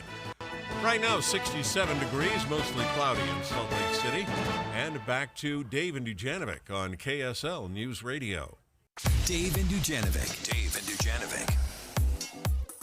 Welcome back to Dave and Dujanovic. I'm Greg Skordas alongside Maura Carabello, and we're going to follow up on something we just heard, and that is the concept of Bidenomics, whatever that means. We love a good new label. Right, and we know about Reaganomics and how that worked, and President Biden is about to unleash release, I should say, his new economic policy, which some of his staff is calling Bidenomics. I don't know that he's crazy about the word, but I mean, if you think about it, Maura, when President Trump was in office, the economy was wherever it was at the time. Biden's got his economy where it is. It seems like most Americans still feel, according to an ABC post, that President Trump did a better job of handling the economy when he was president than Biden has. And even though we all know that often you inherit your predecessor's problems when you take office, and so your economy may be the result of the person that you came after. Yeah. So this is an interesting. We're going to talk to a reporter in a minute about the data and the facts, but if I could just talk big picture about the politic of it for a second, it makes sense to me. So historically, Democrats are never rated as high on economic issues and finance issues. And despite data that shows the economy has been performing much better, as you suggest, under Biden, we still have this perception that maybe we were better before. And this issue of not being good on the economy has dogged President Biden for a while. It's been horrible. I mean, you see a news poll that just came out today when they asked how specifically has Biden hurt our economy? 48% of Americans said yes, despite, again, record low unemployment. And is it his doing? I mean, like you said, Sure. we take credit. When one is in the seat of power, you get to refuse or take credit. So from a political perspective, it is going to be pivotal that the Democrats, particularly President Biden, kind of debunk this trope, this myth that Democrats aren't doing well on the economy because, as James Cardin, a very famous Democratic consultant, said, it's the economy, stupid, right? That's what he said when he was advising President Clinton. And the Democrats have to reform their image on the economy if I think it's going to be pivotal in this next election. So that's the politic of it. Let's bring in Lindsay Watts, ABC News correspondent who's in Washington, and have her take us through the details of Bidenomics. Lindsay, thanks for joining KSL today. Great to be here, Maura and Greg. So Biden's advisors say that Bidenomics is the idea that we need to grow the economy from the middle out and the bottom up, not the top down. So this is a philosophy that Biden has put out there before in 2020 and as president. But now the White House is really hoping that he can hammer this home and emphasize that he has carried it out, creating well-paying jobs as the economy continues to recover from the pandemic. Biden is set to give a speech in Chicago very soon. That's expected to set the tone for the months ahead. He's going to be talking about how his administration is using $40 billion from the infrastructure law to expand high-speed internet and really talking up the things that he has done to try to improve the economy. What do you think, Lindsay, the public doesn't understand about Biden and his economic policies that it's causing him to have such low numbers in that? Or do you think that they're being realistic in having some concerns about his economic policies? I think it's just, there's two different ways of looking at where the economy stands right now. As just one example, we saw consumer prices rose 4% in May compared to 9% a year ago. So we think back to that time when prices were just shooting up at this meteoric rate, and it's better now. But do people really want to see prices going up 4%? It's still too high, and prices are still too high. Interest rates are still too high for people who are wanting to buy a home or buy a car. So it's just a matter of looking at it as, hey, things are a lot better than they were, and there were predictions of a recession. That hasn't happened. But at the same time, it's still very difficult for so many families out there just to afford their basic necessities. So as you suggested, one of the tactics that the Biden administration is using to roll this out is he's hitting the road a little, and he led this week with the infrastructure, the communications infrastructure. Where is this money coming from? Is it all coming from bipartisan infrastructure fund from 2 years ago, or how is he paying for some of the new economic policies he's highlighting? Well, that infrastructure law was $1.2 trillion, if you remember. and that was passed back in 2021. And now this week, of course, we talked about this $40 billion that will be going to high-speed internet, which is a huge sum of money. Some states are going to be getting $1 billion to roll this out. So that, that's just one part of it. But the infrastructure law is a big piece of funding for these initiatives that we are starting to see come to pass. Lindsay, you talked about this dichotomy of prices going up, the inflation being 4%, which is still high, but 9%, certainly much, much better than 9%, which is what we had a year ago, and interest rates being high. But the problem that the Fed has and that the administration has is that it seems that raising interest rates, even incrementally, has done what they intended it to do, which was lower the problems that we're having with inflation. And the Fed has already signaled, I think, that they expect one or perhaps two more rate bumps. I mean, how is that going over in terms of the public perception of Bidenomics? I think to some degree, it comes down to how informed people are and their understanding. And I think for a lot of people, there isn't maybe that paying attention of this is why this is happening, so this will happen, right? The concept of if I'm trying to buy a house now and I'm seeing a 6% rate, that's crazy, that's not good. But at the same time, like you mentioned, the Fed continuing to hike rates has helped cool off inflation. That's the whole intention of doing that. But I think for each individual person, it kind of just all depends on how knowledgeable they are about economics, or if they're really just more focused on what's in front of them. The price at the grocery store, maybe not thinking about, hey, at least it's not as bad as last year. Well, it doesn't matter. I mean, I'm dealing with the amount of money that's in my bank account that I need to buy groceries. So I do think it just really depends on the way that you're approaching this and the knowledge that you have. So the Biden team rolling it out big, spending some energy, getting attention and press, using all communications channels. What we do know so far is that President Biden's approval ratings have stayed steady. Bad news for him is they're sort of steady and low. Right. And particularly on the issue of the economy. What will you be looking for in terms of a bump, if you will, or a response to this initiative in the terms of approval? Well, we do have this ABC News Washington Post poll that just came out, and it found that Americans surveyed believe Trump did a better job handling the economy when he was president than Biden has done so far. It was 54% Trump, 36% Biden. So we are expecting that polling like this is going to continue, and so it will remain to be seen if these numbers shift as Biden really tries to hammer this message home to people. So that great analysis was ABC News correspondent in Washington, Lindsay Watts. Lindsay, thanks for joining KSL today. Great to be here. So, Greg, he's going all in with Bidenomics, labeling it and to some degree maybe owning it. And right now what he's owning is a subject matter that most Americans don't think he is doing. Whatever the reality is, we don't think he's doing very well in this area. But the interest rate bumps have slowed down inflation. They have slowed down. And, and 6%, we think, oh, my word, that's so much worse than it was a couple of years ago.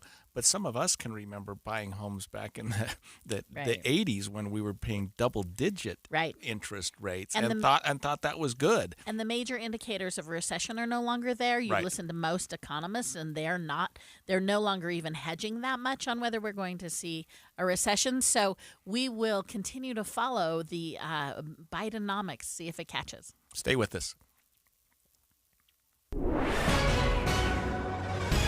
It's 10:30 at KSL News Radio. I'm Dan Bonas. KSL's top story this hour, Salt Lake City opting for drone shows over fireworks displays this 4th of July and Pioneer Day. Mayor Aaron Mendenhall says they're doing this to mitigate wildfire risk and limit air pollution that tends to linger after a fireworks show. The drone shows will take place Saturday, July 1st at Jordan Park and Monday the 24th at Liberty Park. Construction season is here. UDOT says the work is ramping up across the state. We have 217 projects that are scheduled to start or have already started, are already under construction this season, and that's a total combined value of $3.2 billion. Spokesperson John Gleason says this means hundreds of different work zones across the state, and he's asking for everyone's patience. Our top national story this hour from ABC News. Senior Russian generals may have been aware ahead of time of a planned revolt by the Wagner mercenary army. In the end, though, no senior officials sided with the mutiny. ABC's Patrick Ruvel is in southern Ukraine. He has more. A senior U.S. official has told ABC News the leader of the mercenary rebellion, Yevgeny Prigozhin, had conversations with senior Russian generals and others in Moscow before launching his revolt. Among the generals, the official said, was Sergei Surovikin, who was briefly overall commander of Russia's forces in Ukraine before being removed in January. The Kremlin calling the claims gossip. Prigozhin himself is now in exile in Belarus, guarded by his Wagner Group mercenary fighters. Patrick Reevell, ABC News, Zaporizhzhia, Ukraine. Your money at this moment, the Dow Jones average down 52 points on the day. The NASDAQ, though, is up 32. And our KSL weather, it looks like we could see another thunderstorm happen before things dry out. That's next. KSL News Time, 10:32. This summer, the political season heats up. By August, it'll be time for debates. Can you believe it? We're planning coverage of the real issues, the important stories that impact how we live. Listen each morning from 5 to 9 on KSL News Radio. Everything's changing so fast these days, and that's a great thing. Back in my day, we were lucky if we could get one video to load on a desktop computer, but now there's the Xfinity 10G network. That means the fastest internet with faster speeds rolling out all the time, and internet that can power a house full of devices with ultra-low lag. So one person streams a movie from their room, another can play video games in the basement, while another TikToks in the kitchen. It's the next generation 10G network only from Xfinity. The future starts now. Through September 21st, new customers can get 1.2 gigabit internet with unlimited internet data and Wi-Fi equipment included. It's all just $25 a month for 2 years with no annual contract when you add Xfinity Mobile with unlimited data at regular rates. Go to xfinity.com/10G, call 1-800-XFINITY, or visit a store today. Requires paperless billing and auto pay with stored bank account. Restrictions apply. Taxes and fees extra. Xfinity Mobile requires Xfinity Internet. After promo, regular rates apply to internet service and Wi-Fi equipment. Actual speeds vary. Smart, connected, modern. Discover life-enhancing independent living services at Trio Orem. Joy isn't just for the young, it's for the young at heart. Trio signature programs provide a unique approach to wellness, bringing living well and well-being to life. Trio is reimagining retirement to deliver delight in every detail. To learn more, contact Trio Orem at 801-434-8000 or visit treeorem.com.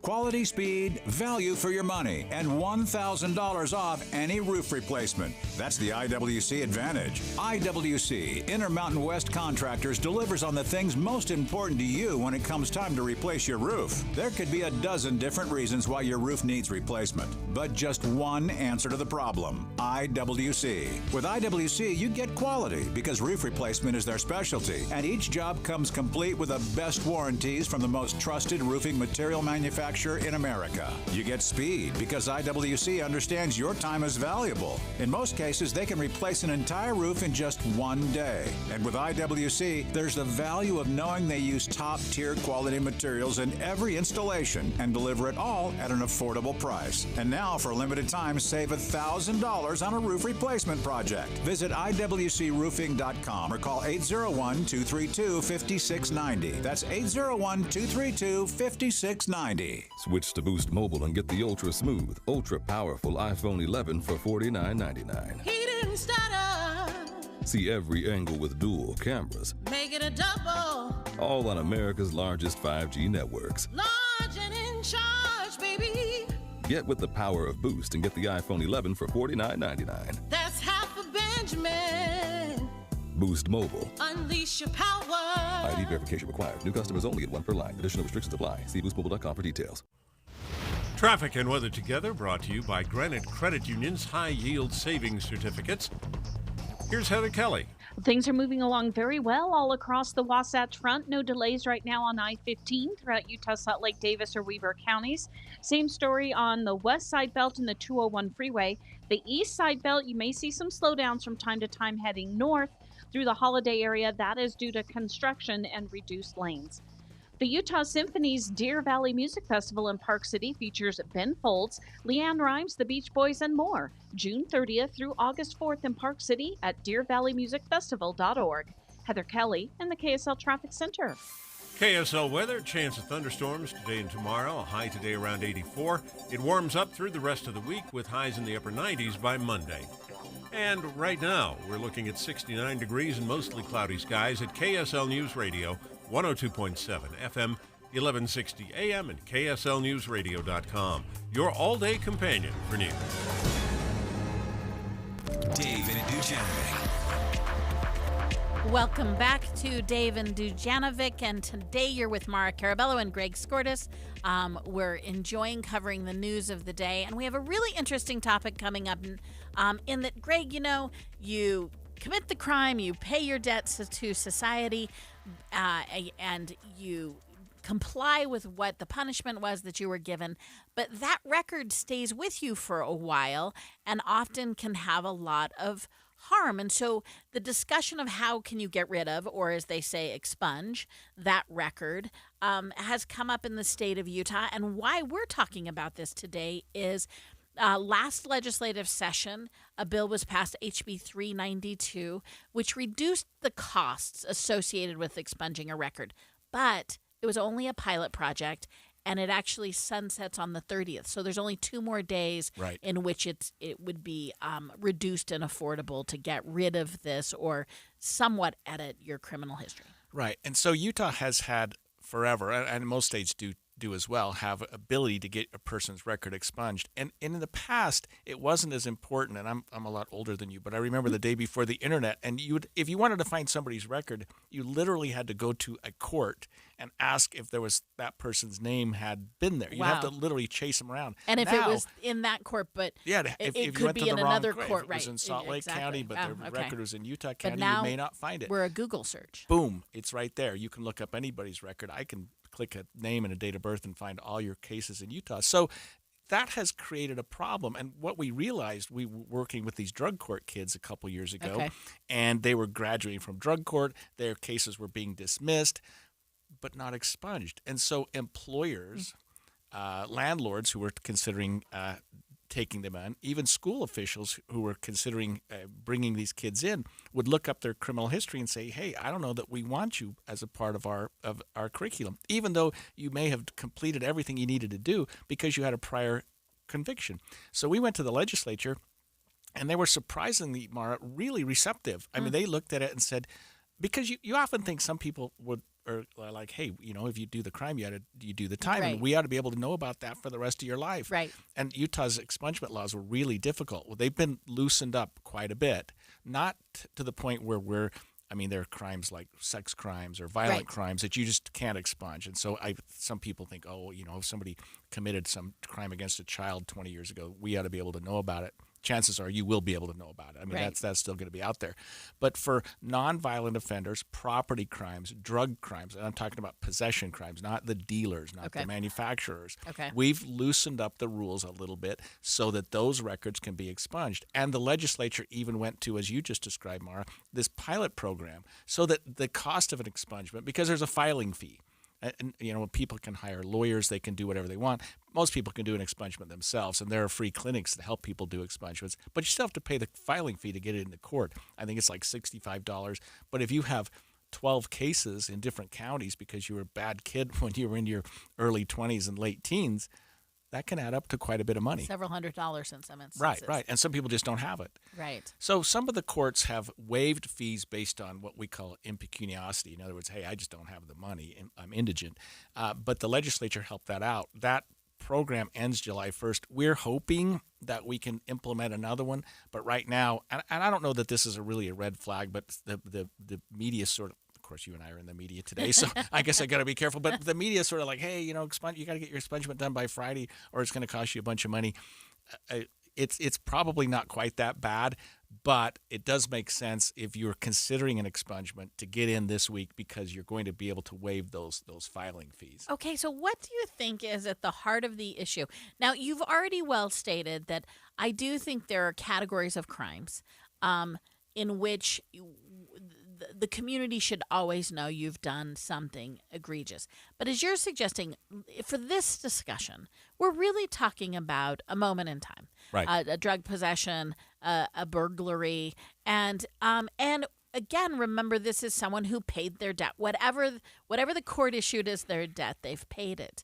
And so what would be the big prohibitor? I guess I have law enforcement in my family as well, and we often have this conversation about debt payment and sort of there's the moral judgment that exists within the contract we have with each other as members of society. Right. And that's a problem. And I will say this about law enforcement, that even an expunged record can be opened for a person who's applying for a job in law enforcement. That's right. Or certain education jobs or certain medical fields. So even people who are applying to take the bar exam and become a lawyer in Utah, they'll say, disclose all your criminal history, including expunged matters. So it doesn't just wipe off every database imaginable, but it wipes it off the ones that are really readily accessible, that you and I can access pretty easily. I mean, we can clear that up. But the idea is that, and it's not that easy to get an expungement. The idea, though, Maura, to answer your question, is if you can show a sustained period of crime-free life, if you have a drug offense, a sustained period of sobriety, that you've been through treatment, because people think, oh, you're an addict for life. Mm-hmm. That may be true, but if you're dealing with it, and let's say you've gone 10 years without having a drug offense or without using drugs, maybe that indiscretion, those problems that you had when you were younger, when you were not thinking and you were experimenting and doing crazy stuff, shouldn't haunt you the rest of your life. And I deal with so many young people, and I understand the concept in America that, hey, if you do a crime, you need to pay the price for that. Right. But these people have.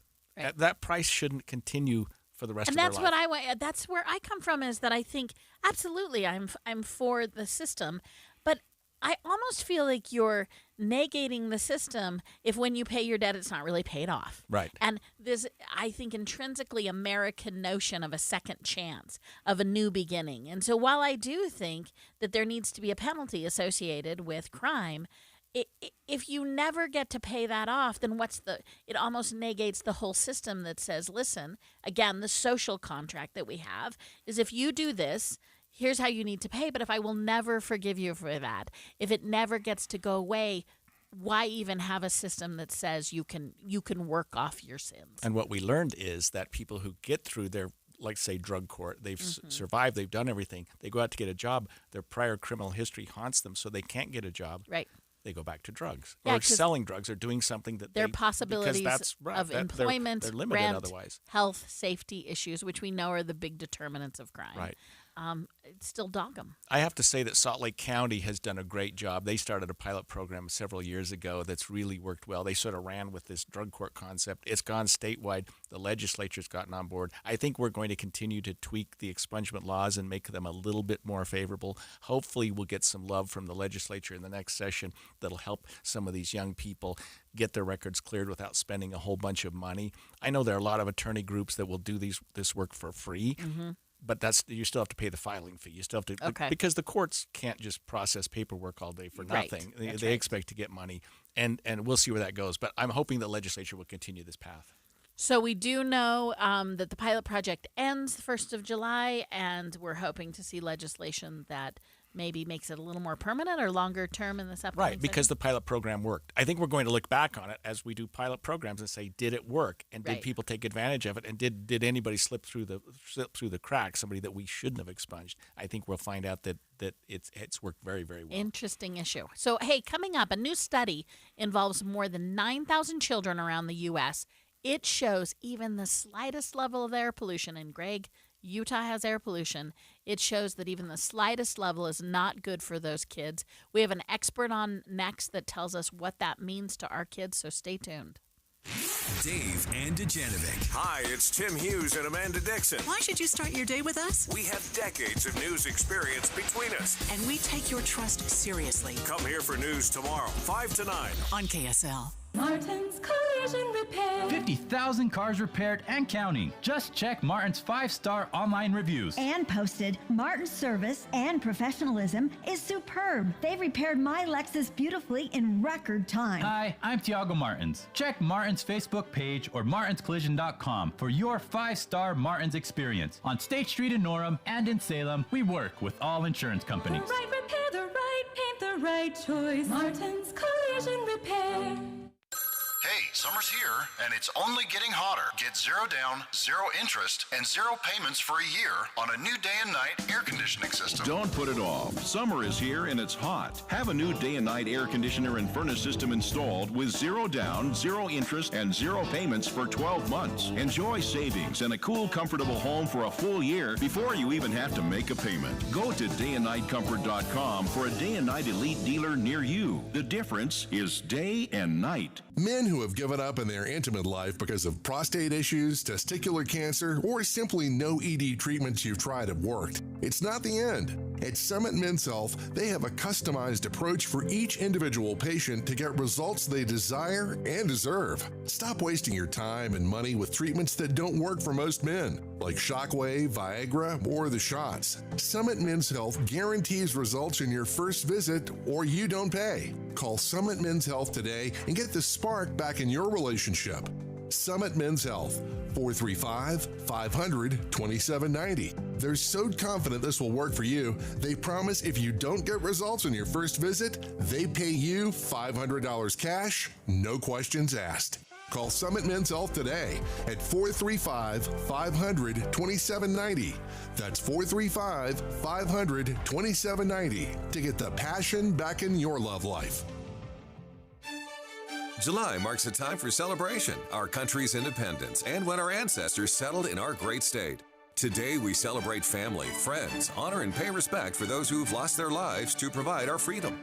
This is the place wants to celebrate Utah, freedom, families, and fun by inviting you to find out what makes this place so special.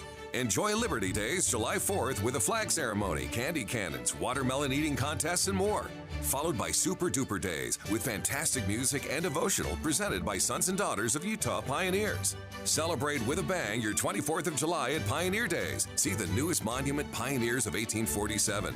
And don't miss the second annual live concert sponsored by Deseret Book, the evening of July 22nd, celebrating our diverse cultures with music and dancing. Utah is the melting pot for world culture and history, making our state and country so great. This is the place to be. This is the fun place for everyone. Visit thisistheplace.org.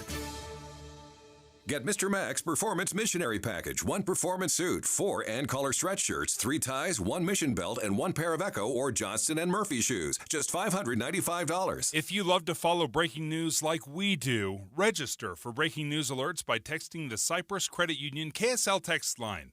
Text the word news to 57500. It's only a minute of news. How long could it take? I do a lot of surfing late at night. I'm looking at all my favorite internet sources, Wall Street Journals, New York Times. People throw me ideas, but when I sit down in the morning and it's time to write, it has to resonate with me. I have to have something to say about it. It is my minute of news. Jeff Kaplan's Afternoon News, 3 to 7 on KSL News Radio. With the 3 things you need to know this hour, I'm Dan Bomitz. First, Salt Lake City is replacing fireworks with drone displays at a park in Salt Lake this holiday weekend. Second, summer construction season is here. The state is planning more than $3 billion of the projects on Utah highways. Third, the leader of the Wagner Mercenary Army may have been counting on support from senior Russian officials when he launched his mutiny last weekend. None of them, in the end, supported him, and now Yevgeny Prigozhin is in exile in Belarus. Right now, 69 degrees and partly cloudy in Salt Lake City. Back to Dave and Dujanovic on KSL News Radio. Dave and Dujanovic. Welcome back. I'm Greg Skordas, joined alongside Maura Carabello. And Maura, you introduced this subject as we were leaving the last segment about air quality and how it affects our young children. And there has been a new study by the Keck School of Medicine at the University of Southern California that shows that no level of air pollution is safe enough, especially when it relates to children. And there are something more like 9,000 or more children under the age of 21 at various sites that have been looked at that are really in peril because of the high amounts of pollution that's in the air. That's right. And as we know in Utah, we have an air quality problem. And we have an air quality problem, as a lot of us like to say defensively, in part because of our topography. Right. I say as a hypocrite, we've got to look at our car use. We got to get out of our cars. But some of it is just that we have these beautiful mountains flanking us, and it holds inversions in, and it holds pollutions in, and our asthma rates are high, and we've all experienced dry eyes. We were saying off the air, I'm headed to Chicago this week, and Chicago and Detroit are having epic air quality problems because of the Canadian fires. But I'm gonna just tell you, I'm gonna out myself as a Utahn. I'm like, oh yeah, well, I know bad air. Like it wasn't as shocking because this is a real issue for Utahns. Doesn't it seem like these Canadian fires are just becoming a regular thing, though? I remember a couple of years ago traveling up there with my daughter to do a bike ride, and you couldn't see anything. You couldn't see the mountains, and then it just seems to be an every year phenomena, and it may be a part of the drought, maybe part of global warming. But right. I don't know what we're going to do about that. Well, let's bring in an expert on the matter, Dr. Amanda Bakian, Associate Professor of Psychiatry at the University of Utah. Doctor, thank you for joining us this morning. Good morning. Thanks for having me. So talk to us about air pollution and its effects on children and what we're learning about that. There is mounting research of the effects of air pollution on children and child's development, multiple different stages of child development. And so I think a lot of the work initially started with looking at outcomes in terms of actual developmental disabilities. There's a longer history of looking at autism as an outcome related to air pollution, but we also have since then looked at asthma, both the presence of asthma as well as asthma exacerbation, and then other outcomes such as learning disabilities, cognitive functioning, and even absenteeism in schools. So are children more at risk to these general, are they more susceptible to the health risks, or are they actually more resilient? They're actually considered to be more susceptible, and that's for a couple of reasons. First of all, they are going through a stage of very fast development. So a couple things happening there. First of all, they actually breathe at a faster rate than adults do. So their oxygen intake or their air intake is different than adults. And then at the same time, they tend to be more active than adults. So that compounds that issue with different breathing rates than adults experience. And then tie that in with actually going through very fast development and changes, and that all makes them more susceptible than adults are. Doctor, talk to us about, and maybe this is something that's out of your wheelhouse, this sort of the physiological relationship between pollution and something you said, autism. I mean, is it affects a child's brain, and the pollutants that are getting into their system really is affecting it and can cause a greater incidence of that? I think what a lot of the science is starting to show is that the impacts of air pollution, it changes over development. So when we think about an outcome such as a developmental disability like autism or intellectual disability, we actually think the exposure window of interest that's really critical in terms of air pollution is actually what's happening in utero, so during pregnancy. So that's really what's thought of as the critical window, or even like during conception itself. So we know that's a critical window for those types of outcomes. For other outcomes, potentially like asthma exacerbation, then it's like what's happening during childhood and during that period of time that a child has asthma. So it's really, there's a number of different critical windows, and we're seeing that these critical windows play out differently for different health outcomes. So are we identifying ways to either reduce symptoms, eliminate symptoms. So we get these studies, and as a parent, you just like, what do I do with it? How? Yeah. I mean, what are the next set of outcomes that we do with this information? Yeah, I think what's critical to really state is that right across all of us, the entire population, we all don't have the same susceptibilities of vulnerabilities. Some of us and some children may be more resilient to these exposures than others.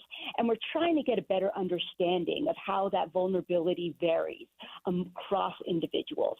However, we already know, without knowing the specifics among children that don't show any sensitivities to air pollution, we're trying to understand who is within that group most susceptible. But we already know that some children already have underlying vulnerabilities.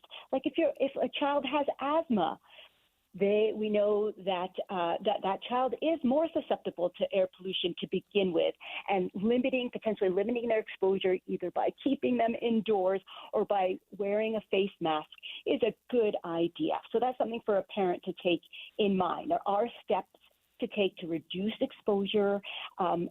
If you think you suspect your child is vulnerable, definitely consider those steps. And we have different vulnerabilities across the population, and we're trying to understand who is more or less vulnerable. Well, you answered a question, Dr. Bakian, that I was just about to ask you, and that is, as a parent, are there steps you can take? Because it's not that easy to just move out of Salt Lake County every time there's an inversion, or move out of Canada when there's a fire.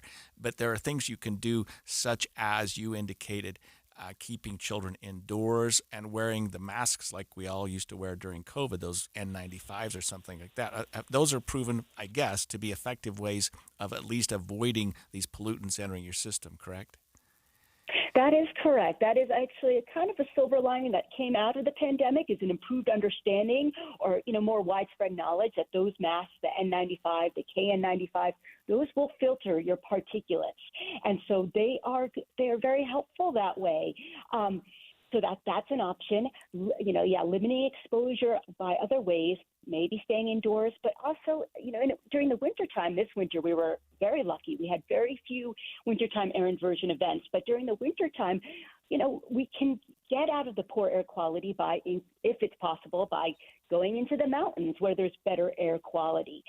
That's not always the case. That's usually not the case, actually, during the summertime when we have our wildfire events. We actually can't really get out of them by increasing our elevation. But also understanding that there's patterns in these poor air quality events. Like during the wintertime, usually they build up during an inversion during the day. So it's better usually in the morning. So, just understanding that maybe if getting out, maybe it's better to do it in the morning, on the weekends when there is less of that car traffic adding to the poor air quality. So, yeah, it takes, understanding, variation in the air quality and taking other measures are some things that parents can do. So what other studies? This was a comprehensive study, but it was still just one. It was 9,000 participants. Looks like it was done over 2 years, and they used MRIs to do brain scans, and then a couple of years later, they went back to the same kids and did a subset of participants, including kids from Utah. So what other studies are you also watching? I always want to balance. We just have a few seconds left, but I always want to balance getting really good health information with not living your life scared to death. And I mean, here's my mantra. Like, I grew up in the 70s, and we've always been messed up, is now my calming measure, right? And so, and we're not burning, coal to heat our homes anymore. So what other studies are you looking at in terms of children's health when it relates to air quality? Yeah, so I'm an epidemiologist, so I consider what's happening across the population. Well, the study that you just mentioned that used brain imaging, using a different approach. It's not considered an epidemiologic study. And what's nice about that study is it didn't look at any particular health outcome. It considered what's happening in terms of brain sort of structure and connectivity. And that provides us maybe potentially some information about mechanism, right? Like what kind of changes are we actually seeing within a child? Well, from the research that I do and my colleagues do that are epidemiologic, we look at actual health outcomes. So we've done work locally looking at the relationship between exposure to fine particulate matter during pregnancy, around conception, and risk of intellectual disability. And also we have some work also, considering mental health outcomes. Dr. Bakian, we're going to have to cut you off now, but we really appreciate your insight. Associate Professor, Psychiatry, University of Utah. Thanks for walking us through this issue. My pleasure. Thanks for having me today. And stay tuned with us for more on KSL. KSL FM Midvale, KSL Salt Lake City. It's 11 o'clock at KSL News Radio. I'm Dan Bomas. KSL's top story this hour, kids' brains aren't safe from any level of pollution. That's a finding of a new study of thousands of children across the country. KSL News Radio's Peter Johnston has that story. This was the biggest ever study of teens' cognitive development. Researchers took before and after pictures of kids' brains using an MRI machine with a space of 2 years between them. In the meantime, they measured the amount of chemical pollutants near those children's houses. What they found is that the supposedly safe levels on EPA's chart still lead to changes in how the kids' brains are wired. Now the agency is considering a change in levels of what's considered safe, but 20 attorneys general from across the country, including Utah's Sean Reyes, are challenging that. Rebuilding 90th South is one of the bigger projects UDOT has planned for the summer. It will include replacing the bridge over the Jordan River and adding a lane from Redwood Road to 7th West in Sandy. UDOT says that stretch of 90th South carries more than 50,000 cars a day. Our top national story this hour from ABC News. There's coast-to-coast chaos for air travelers as severe weather and an FAA staffing shortage disrupt traffic ahead of the busy July 4th weekend. These passengers were stranded at Newark Airport. It's not okay because people have planned these vacations for like a long time. Sorry. It's been a long couple days. New York's 3 major airports are again seeing high numbers of flight delays and cancellations today. Your money at this moment, the Dow Jones average down now 143 points on the day. The NASDAQ down about 9 points. And our KSL weather, we could see another thunderstorm before it's all over. That's next. KSL News Time, 11:02. Early mornings can be hard enough, just getting yourself going. We try to make it a little easier with news and weather from comfortable, trusted anchors and reporters. Join us on Utah's Morning News between 5 and 9 on KSL News Radio. At Simply Safe, we've designed award-winning home security with advanced sensors, HD cameras, and now this 24/7 LifeGuard protection, only from Simply Safe. Now, monitoring agents can see and speak to intruders through our new indoor camera to help stop crime in real time and for fast police response. Get 20% off any new system with Fast Protect monitoring at simplysafe.com/radio. Advanced home security, 24/7 professional monitoring for less than $1 a day. There's no safe like Simply Safe. Whether you own a local business or a global one, you know that these days, generating growth is a challenge. By teaming with Bank of America, you'll not just stay ahead of the curve, you'll move it. With access to experts, award-winning insights, and business solutions so powerful, you'll make every move matter, locally and globally. Visit bankofamerica.com/banking for business to learn more. What would you like the power to do? Copyright 2023 Bank of America, N.A. Are you or someone you take care of as their caregiver living with Alzheimer's disease? This study just might be for you. Consider participating in a Therapist clinical trial exploring a novel repair and regenerative approach to Alzheimer's disease. Pantheon Clinical Research in Salt Lake City is looking for people with mild to moderate dementia, 55 to 85 years old. A consistent caregiver or support person is necessary for the conduct of this study. This study is a late-stage clinical study of an investigational drug for the treatment of mild to moderate Alzheimer's disease. Pantheon Clinical Research has over 30 years' experience with clinical trials. They conduct their business with professionalism, efficiency, and integrity. Contact Pantheon Clinical Research in Salt Lake City today. Again, call Pantheon Clinical Research today at 385-281-0550. That's 385-281-0550. Or go to pantheonclinical.com. That's pantheonclinical.com. Any Hour Services can help unclog any drain in your house, whether you have a backup, a clog, or a slow drain you want fixed. Call Any Hour Services or visit anyhourservices.com. Traffic and weather together, brought to you by Granite Credit Union's high-yield savings certificates. Here's Ricky Meese. Well, for those who are traveling the Valley freeways, you have a good drive, but Salt Lake City PD on the scene of a traffic issue in the right lane of travel southbound 4th West right after South Temple. Take a break from financial worries. Meet with the Mountain America debt consolidation expert for a chance to win a vacation package. Details at macu.com/debt rescue. Ricky Meese in the KSL Traffic Center. KSL weather, chance of thunderstorms today and tomorrow with a high around 84. It warms up through the rest of the week with highs in the upper 90s by Monday. And right now, we're looking at 69 degrees, mostly cloudy skies at KSL News Radio, 102.7 FM, 1160 AM, and KSLNewsRadio.com. Your all-day companion for news. Dave and Dujanovic. Welcome back to Dave and Dujanovic. Today you have Maura, Carabello, and Greg Skordas. And Greg, it is officially summer. It's a lovely June day, and unexpectedly, we are talking about a congressional race. The Democratic convention is tonight. Yes. And unlike the Republican one, which was held last weekend, the Democratic one is not in person, it's virtual. Yeah, that's right, which makes it very interesting. Remember, this is Chris Stewart has announced that he will be resigning his seat in September, which means a special election is in place. And right now is the phase where the parties choose their candidates. And those are candidates that will be placed on the September 5th primary election ballot. And as you suggested, a really hot weekend. Saturday, the Republicans had a full double hand, more than you could count on your fingers. A group vying for the official party nomination. We know that Celeste Malloy popped out as the GOP representative.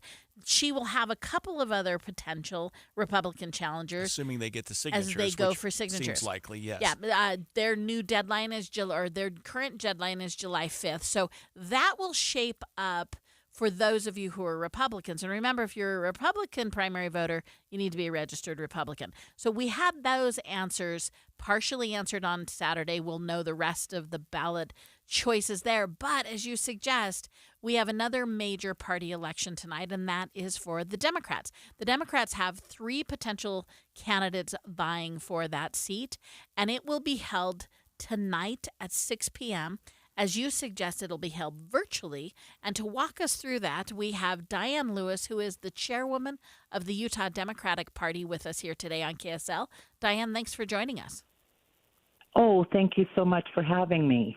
So tonight's election is specific to those delegates who are representing Congressional District 2, because that's the current vote. But the Democratic process is an open party process, so anyone could join in watching the speeches or seeing what shapes out. So given that, tell us what you expect to happen tonight at 6 p.m. and how exactly your virtual process works. So what we're going to do is at 6 p.m. we will call convention to order, and then we will have our Rules Committee, of course. As the chair, I'll welcome everybody. And we will have the Rules Committee get approval from the delegates for the rules that we put in place for this virtual. Part of those rules were absolutely to have a ballot sent to every CD2 delegate after the speeches from the candidates, the 3 candidates. So after we do that, then we'll have the 3 speeches. And whatever time those 3 speeches end, they're each going to get 5 minutes. We will send out ballots. We will send a notice out that the ballots are coming to the CD2 delegates, and that they will have 2 hours to vote. So that gives everybody, we want everybody in CD2 to have the availability to vote.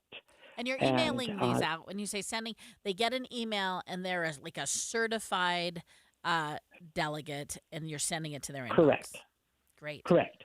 and that's the only ones that will get that, that's secure.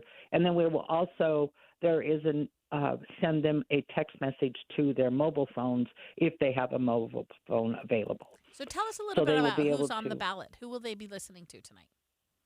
So we have Senator Kathleen Reeby. She's been a senator since 2019. We also have Guy Warner. Guy Warner was a big part of the party and is when he was on our YDU committee. And I believe he was the chair at that time, too. And he's decided to put his hat in the ring, which we're excited about. And then we also have Archie Williams, who ran for a congressional seat last year. And he's from Utah County, and he's been very active in the party over the years as well. Diane, are you hearing anything from the delegates about these three candidates or any one of them sort of reaching out? I assume that there's always this period of time between their filing for office and the actual convention where candidates can contact delegates. And I think in CD2, the Democrats have something like 600 delegates. I don't recall the exact number, but we do. It's around 600 to 700, yeah. Right. So these candidates are able to reach out to them in the meantime and have probably been contacting, calling, sending letters, sending flyers, doing that, so that it's not just a 5-minute speech tonight and then they make their decision, correct? Correct. What I'm hearing is that Senator Reeby last week sent out some text messages and some emails, and Guy Warner did the same. I haven't heard anything from Archie, but, he may have done that. Maybe I'm just hearing, from the ones that Kathleen received that sent and Guy sent. So Diane, I'm assuming Archie's sending those two. Tell us about some of the major themes you expect to hear tonight from the Democratic candidates, and what are the issues that Democrats are really focused on?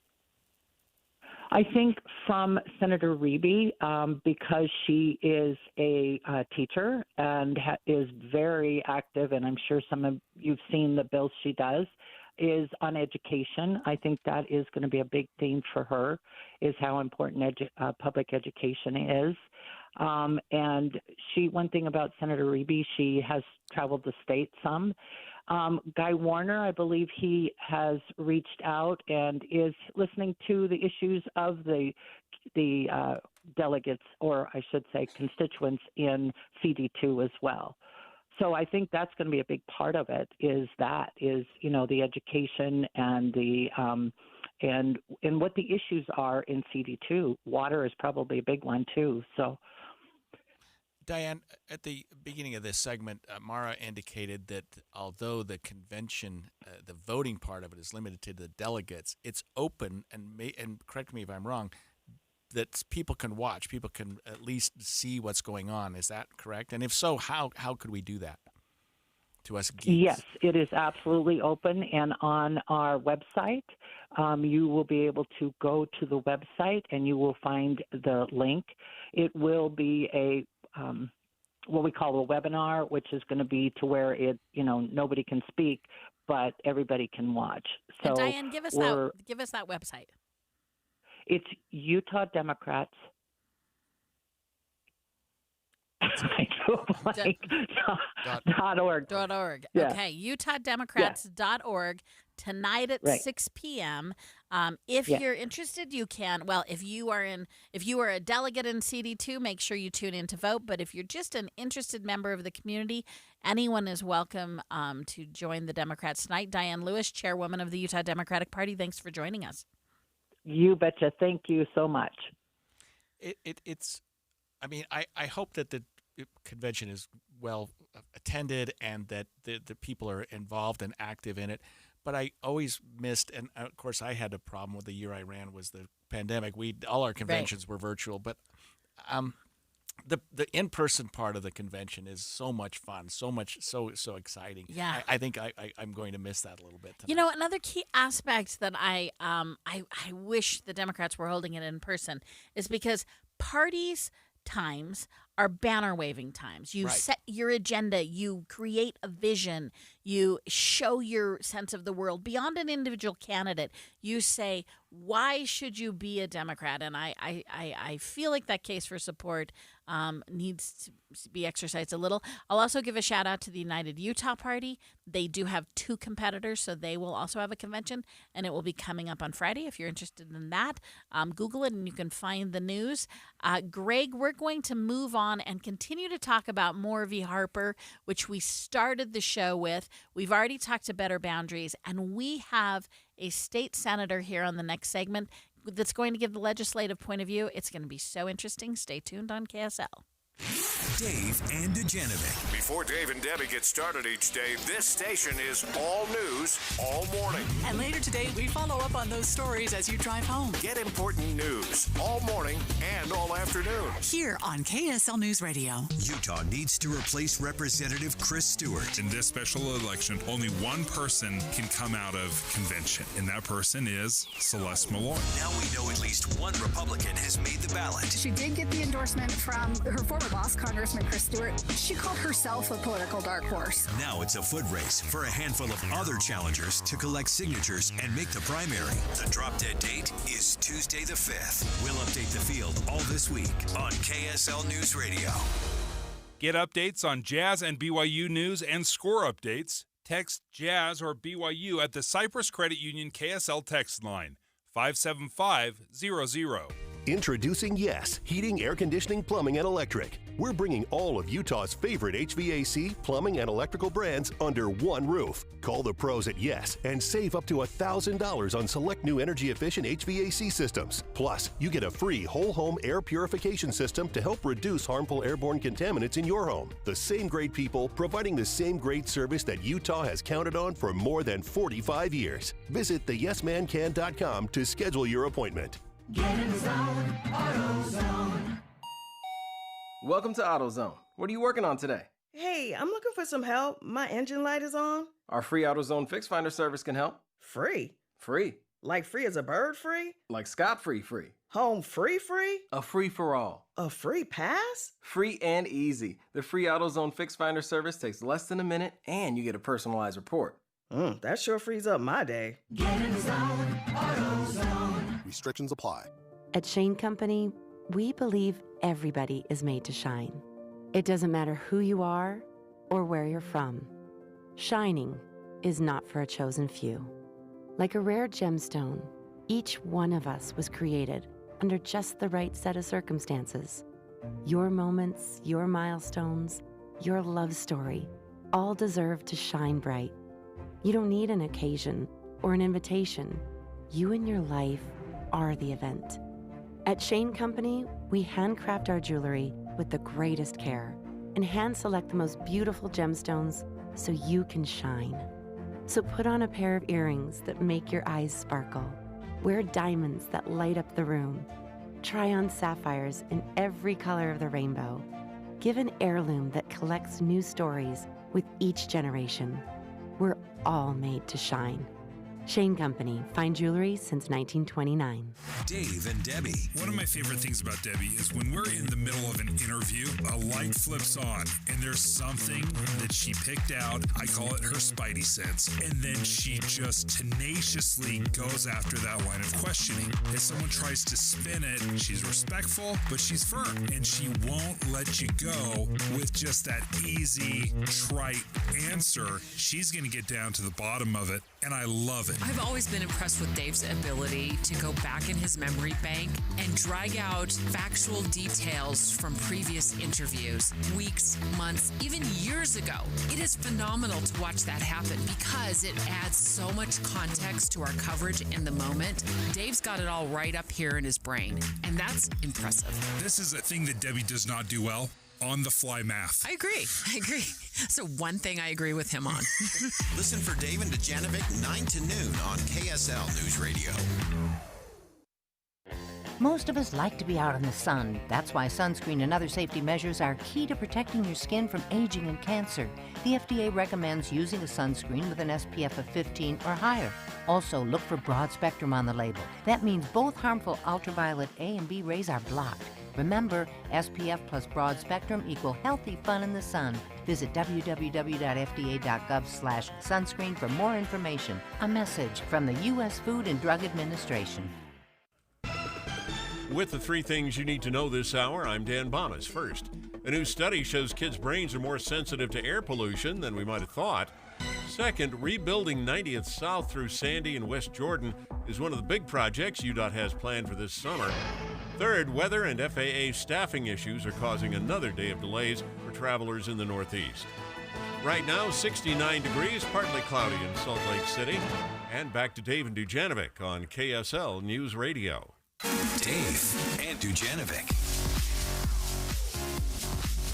Welcome back to Dave and Dujanovic. I'm Greg Skordas, joined alongside Maura Carabello. And Maura, at the top of the show, we talked a little bit about, we talked a lot, about the Supreme Court decision that came out yesterday that we called Maura versus Harper, which effectively dealt with this issue of independent legislative authority and what they have and what they don't have. And it was really we're trying to tie it into Utah because we've got the Better Boundaries case here. We did interview the executive director of Better Boundaries, who was excited about the opinion and thought, wow, this is going to make some difference in the Utah case. And I think we're going to break it down later on about if, in fact, that actually will. My sense is, although we're talking about a case that was filed by the League of Women Voters and the Utah Mormon Women for Ethical Government voters who filed a lawsuit challenging the latest redistricting that the Utah State Legislature did and sort of challenging it in light of the ballot initiative. I think it was at Prop 4 from 2016 where the voters said, hey, we need to change our boundaries. We need to go in and decide what's more fair. And the legislature said, okay, we'll do that. But people didn't like what they have done. They still created districts which are very strongly or at least weigh heavily in favor of Republicans. And say what you want. I mean, Utah's pretty heavily weighted Republican anyway. It'd be hard to divide the state any other way. But if you look at the gerrymandering that was done in Utah, if you look at the map, it doesn't make sense unless you're thinking about Republican and Democrat. Right. We used to have sort of a legislative district that sort of focused on Salt Lake County. And that was a competitive one for Democrats and Republicans because you look at some of the county officials right now, it's pretty balanced. County attorney, county auditor, county clerk, some of those positions are held by Democrats. Some are Republican. The county commissioners are pretty balanced. But Salt Lake's been gerrymandered into all 4 districts. Right. We now, Salt Lake County is divided all over the place where it used to be a little more. The districts made more sense geographically. They reflected more of the electorate for sure. Right. And I think I easily say that at least one district of the 4, as you suggest, would be competitive, if not more. The heart of the Moore Harper, which I think carries into the Utah discussion that we're happening, is like who gets to be the ultimate decision maker, who gets to hear things. And remember, the assertion of the ballot measure was, hey, we want a citizens commission who's given a major seat at the table and can influence the legislative process. That's a little bit what the legislature said. No, thanks. We think we're good. Right. We don't even want to hear any input from it. And they gutted sort of the veracity of the recommendation. And then they went on to assert that they were, in fact, the vernacular in the legal terms is an independent state legislature, meaning they're asserting that they can act rather independently and they're the authority of record. They also, this comes into account in the opinion of how much the court system, the judicial process can weigh into it. Right, and what kind of oversight they have. Exactly. Right. So who is the authority, who gets the last word was really questioned, and what the Supreme Court said yesterday was, hey, legislators, there are other people who have their finger on these pulses, and you do have to bend and balance with other authorities. Namely, in this case, is the Utah State Supreme Court. So, who we have to still weigh in on the Better Boundaries issue, which is active, and this impacts perhaps what happens in 2024. But the assertion the court made, if one wanted to, one could say, wow, the decision that the Supreme Court made yesterday could say to the Utah Supreme Court, yeah, you have standing and the Utah State Legislature needs to listen to you. Now, that was a political statement, not a legal statement, but we're really lucky. As we suggested earlier, we heard from Better Boundaries, and now we're really lucky to have a sitting senator from the state of Utah, Dan McKay, has agreed to join us and give us his perspective on what the decision from the Supreme Court meant and what it may mean in Utah. So, Senator McKay, we really appreciate you joining us today. Yeah, thanks for having me. It's good to catch up. Senator McKay, were you surprised by the decision that came out by the United States Supreme Court yesterday? Disappointed, or what is your reaction, I guess? Not particularly. We knew this case was going to be in front of, we've been following it and knew it was going to be in front of the Supreme Court. Basically, let me see if I can sum up what the question that was asked to the courts. The court's question was asked, should judges be allowed to review judicial or legislative actions? And judges said that judges should be able to review legislative actions. And that's basically how the court ruled. And, that really shouldn't surprise anybody that the courts really hold strong to finding the scope that it can review legislative decisions. And this was just another, just another cause really in that direction. It doesn't surprise me that the courts ruled that way because the courts like ruling on things and getting involved. It seems, for a long time, the country has had what really is a doctrine of law that follows the independent state legislature theory, which argues that legislatures act independently when it comes to redistricting and really aren't subject to review for constitutional causes. The courts haven't, really been clear in the past on ruling one way or another based on factual or procedural proceedings on this independent state legislature theory. And so this is really the first one that, puts a pin in the map and says, well, the courts still maintain the right to nullify a legislature's chosen congressional map if it is so, outside the bounds of the state constitution. So, Senator McKay, do you feel that the legislative map that has been adopted in Utah will withstand this sort of review, and that is by the Utah Supreme Court now? And do you feel comfortable that, notwithstanding the Supreme Court decision yesterday, that boundaries were drafted fairly, that they were drafted in a manner that is within the state constitution, let's say in this case, and that the Utah Supreme Court will likely dismiss or not uphold the plaintiff's lawsuit in this case? Well, one thing that's very clear, that needs to be very clear for the public's purpose, is that the legislature and our council has not based any of our arguments on the independent state legislature theory that was overruled really in the Morby-Harper decision. So this decision really doesn't have much bearing on the Utah legislative case. So I'm still very confident that the free and fair elections clauses in the Utah State Constitution are respected and protected in the maps that we adopted beginning, just the end of last year. And I'm very confident that our maps are going to withstand the way they are, and that we've operated certainly within the purview of the law, and that we're consistent with the Constitution. To me, I do not see, given some of the parameters that have been held constitutional in other situations and in other states, I really don't see a new precedent being set here in Utah that would nullify or change those maps. So we know that the Utah State Supreme Court is hearing our issue on July 11th.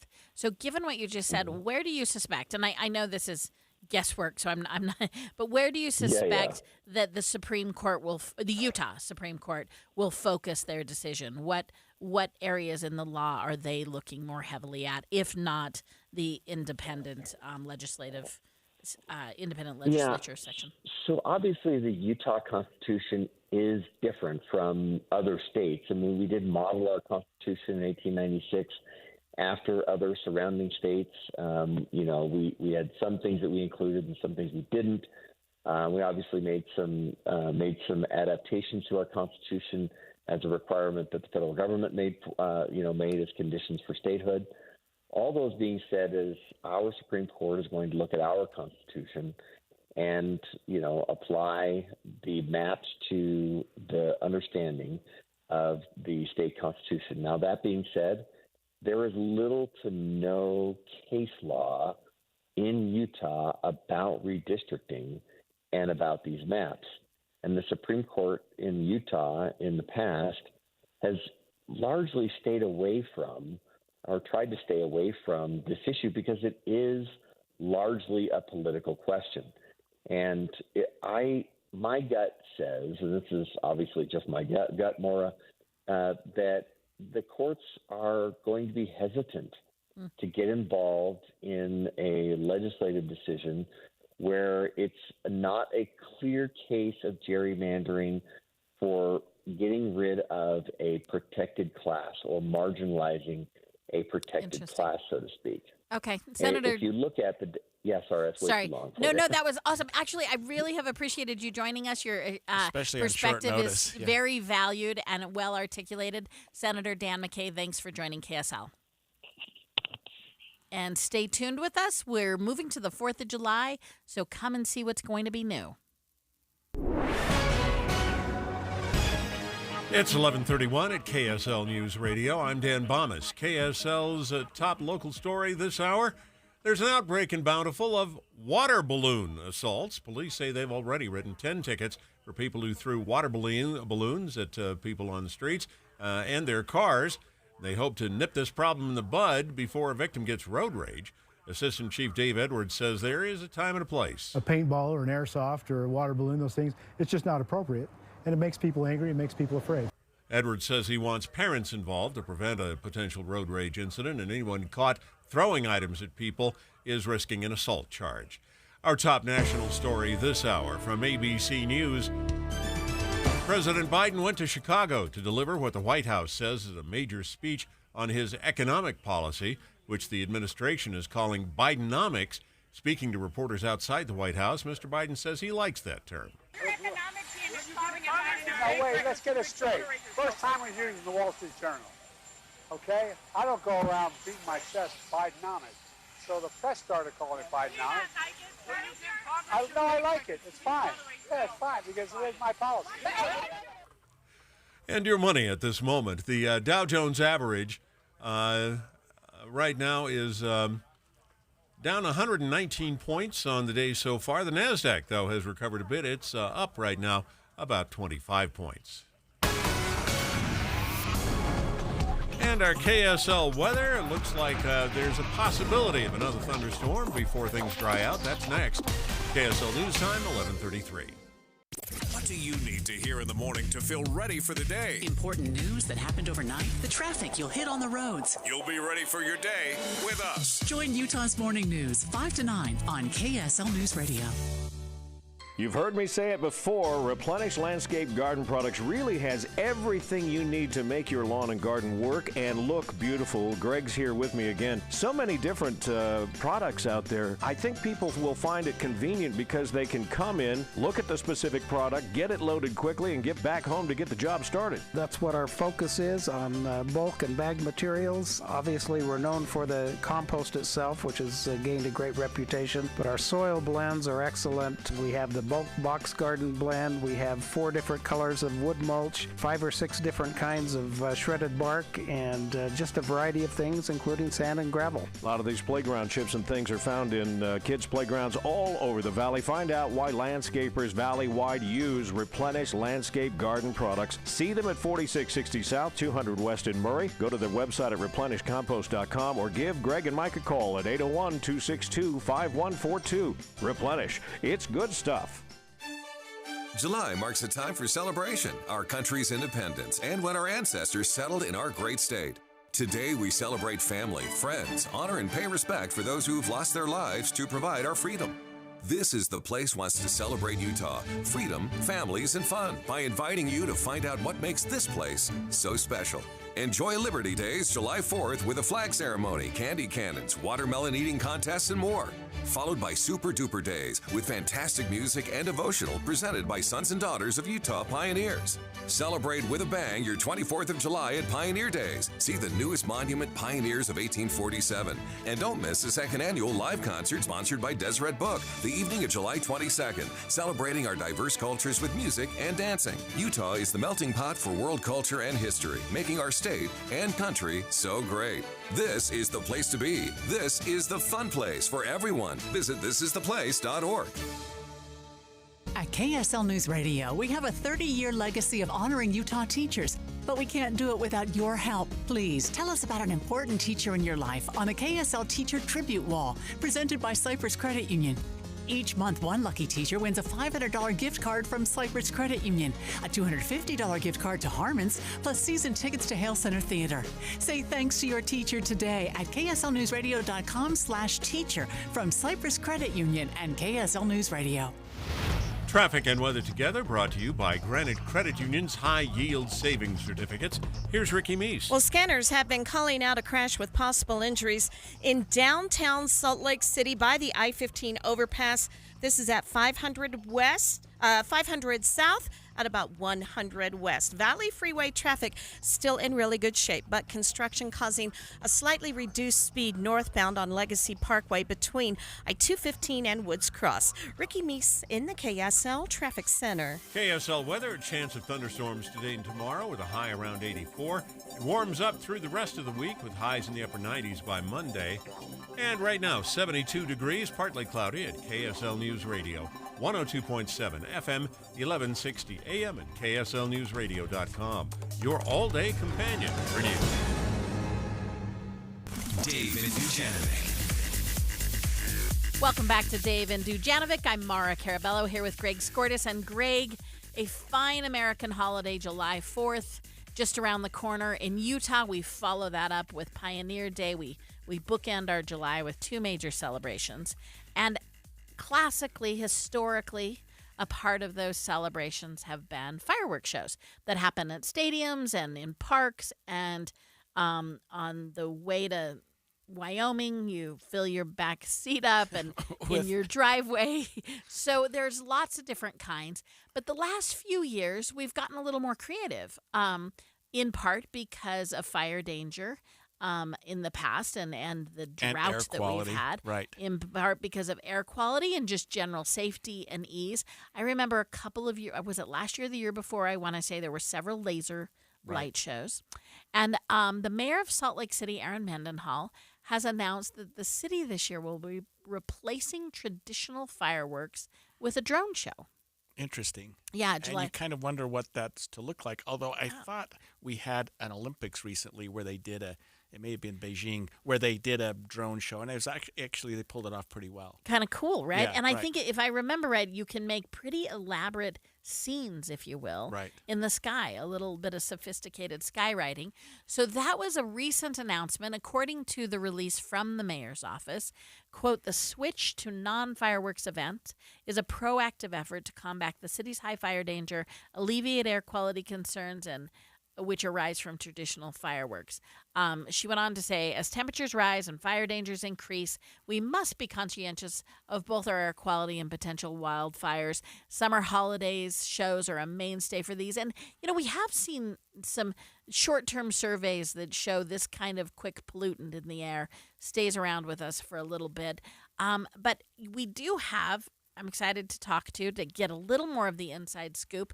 We have someone who is actually from the Department of Public Lands in the Salt Lake City Corporation, so a front row seat to actually setting up these shows. Lindsay Tweedy, thanks for joining us on KSL. Yes, thank you for having me. Okay, so tell us about this drone show. Tell us about what this will look like. How have you guys been preparing? Yeah, so Salt Lake City is hosting our first ever drone show. So this has never been done before by our city specifically. We've got our first one coming up this Saturday, July 1st at Jordan Park. The event will begin at 8 p.m. with the drone show starting at 10 p.m., but attendees are encouraged to arrive early to indulge in delectable treats from our food trucks, groove to some live music, and secure their spot on the lawn. So tell us about a drone show. What can our viewers expect? If people show up, what are they going to see? Because I see a drone and sort of in a vacuum, just one flying around. It's not that interesting. It's more of an annoyance. But I guess if you can get a bunch and they're sort of in sync, is that what we're looking at? Yeah, so viewers can expect to be amazed by a fusion of technology and artistry as they experience the sky come to life with our cutting-edge drones that will create a breathtaking spectacle, filled with dazzling lights and choreographed formations and imagery that are timed to music set throughout the park. So, okay, you teased us out by telling us there was something coming up just this very weekend, July 1st, days away. Yeah. Does that mean we should expect others throughout the summer?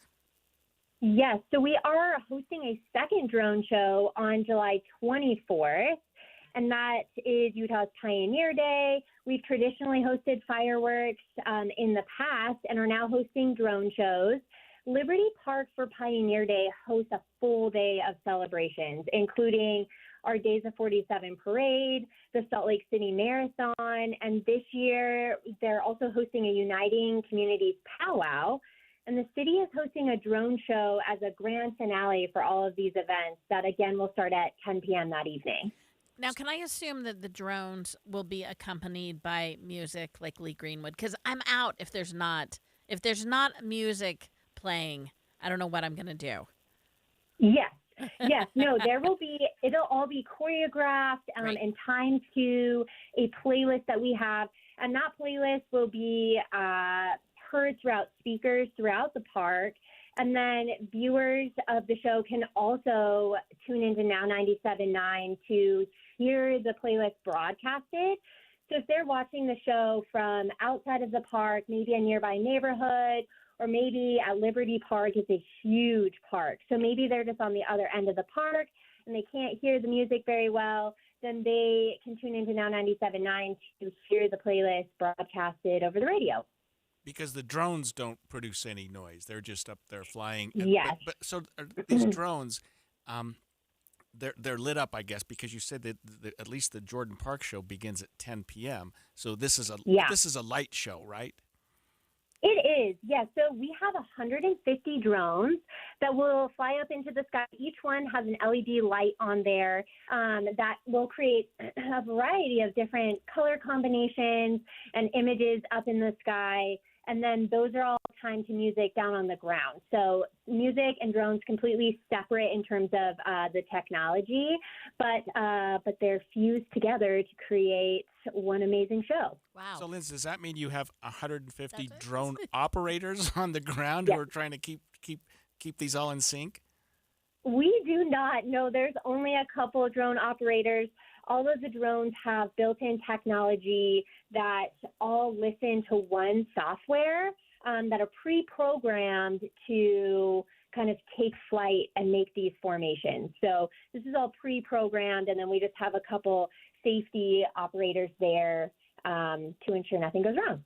So in terms of experiencing it with your family, it sounds like it has a lot of the same elements of gathering and a light show and something you don't always see, and of course, patriotic music. Seems like it has a lot of those traditional elements that we've come to expect on these July holidays.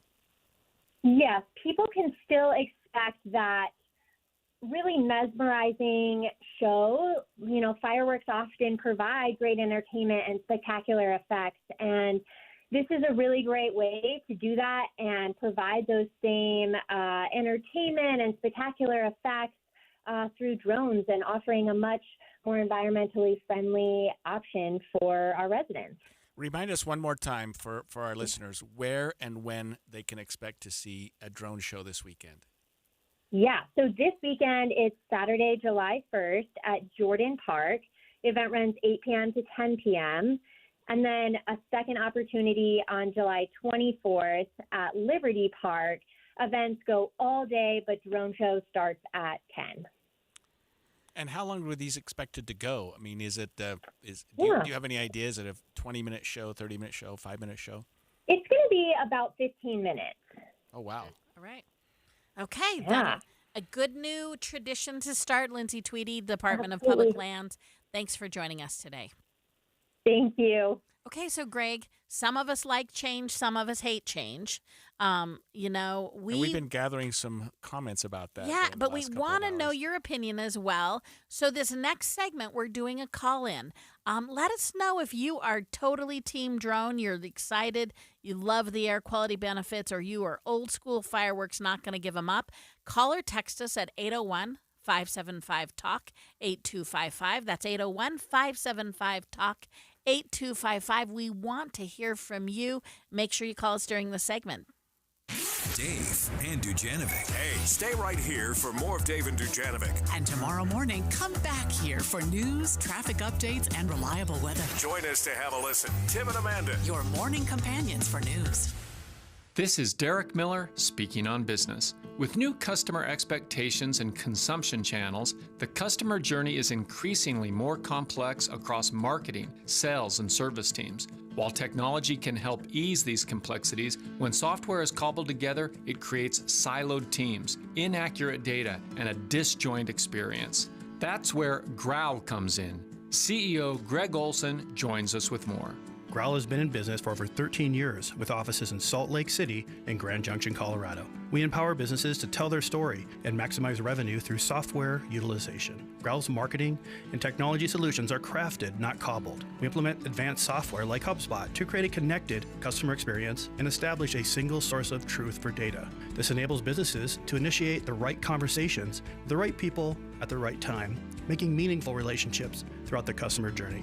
Here's a stat for our listeners. Businesses that have an integrated marketing, sales, and service tech stack see a 51% increase in deals won compared to customers that have a siloed tech stack. Beyond marketing and sales software implementation, we focus on marketing and sales strategy. We build trackable cross-channel campaigns that increase our clients' bottom line and shorten sales cycles. Find out more at growlagency.com/SLCC. Growl is a marketing agency rooted in technology and passionate about helping customers put their clients at the center of business decisions. I'm Derek Miller with the Salt Lake Chamber, speaking on business. Amanda, getting dinner time taken care of any time during the year is tough, but especially in the summer when everybody's schedules are totally blown up and everybody's running in different directions.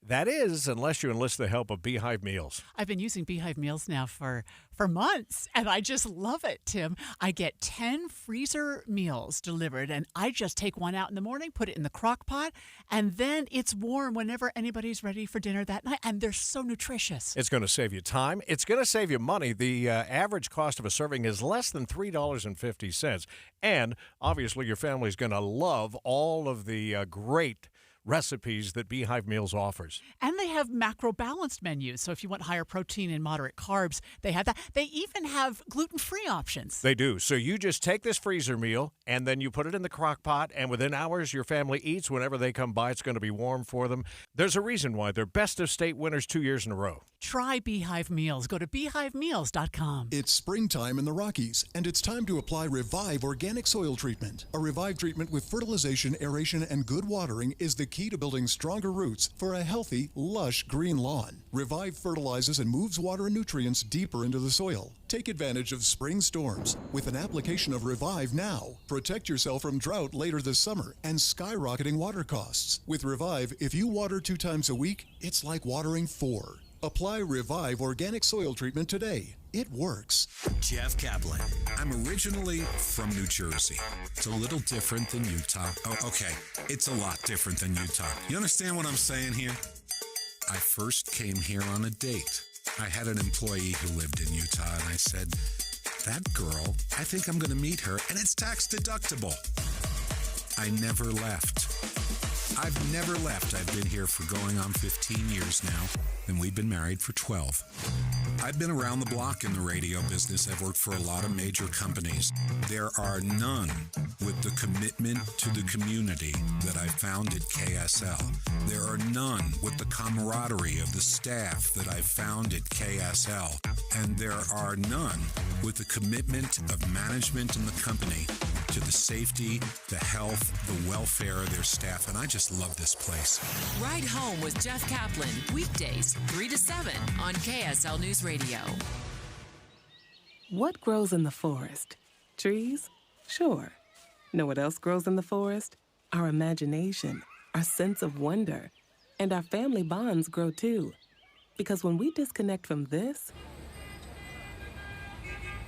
and connect with this, we reconnect with each other and build family memories we will carry with us forever. The forest is closer than you think. Find a forest near you and start exploring at discovertheforest.org. It's easy. Just put in your zip code to find family-friendly outdoor destinations near you. You'll also find guides to free activities, games, and amazing forest facts. Give the magic of the outdoors to your kids and reconnect with your family. Find a forest near you at discovertheforest.org. That's discovertheforest.org. Brought to you by the United States Forest Service and the Ad Council. Do you worry about how much someone drinks? Do you feel angry or depressed most of the time? Do you feel neglected or unloved? Do you feel you attract people who tend to be compulsive or abusive? Do you have money problems because of someone else's drinking? Are you afraid or embarrassed to bring your friends home?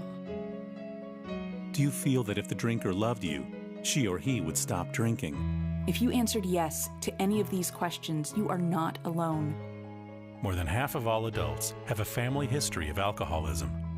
Not everyone trapped by alcohol is an alcoholic. Families and friends are suffering too.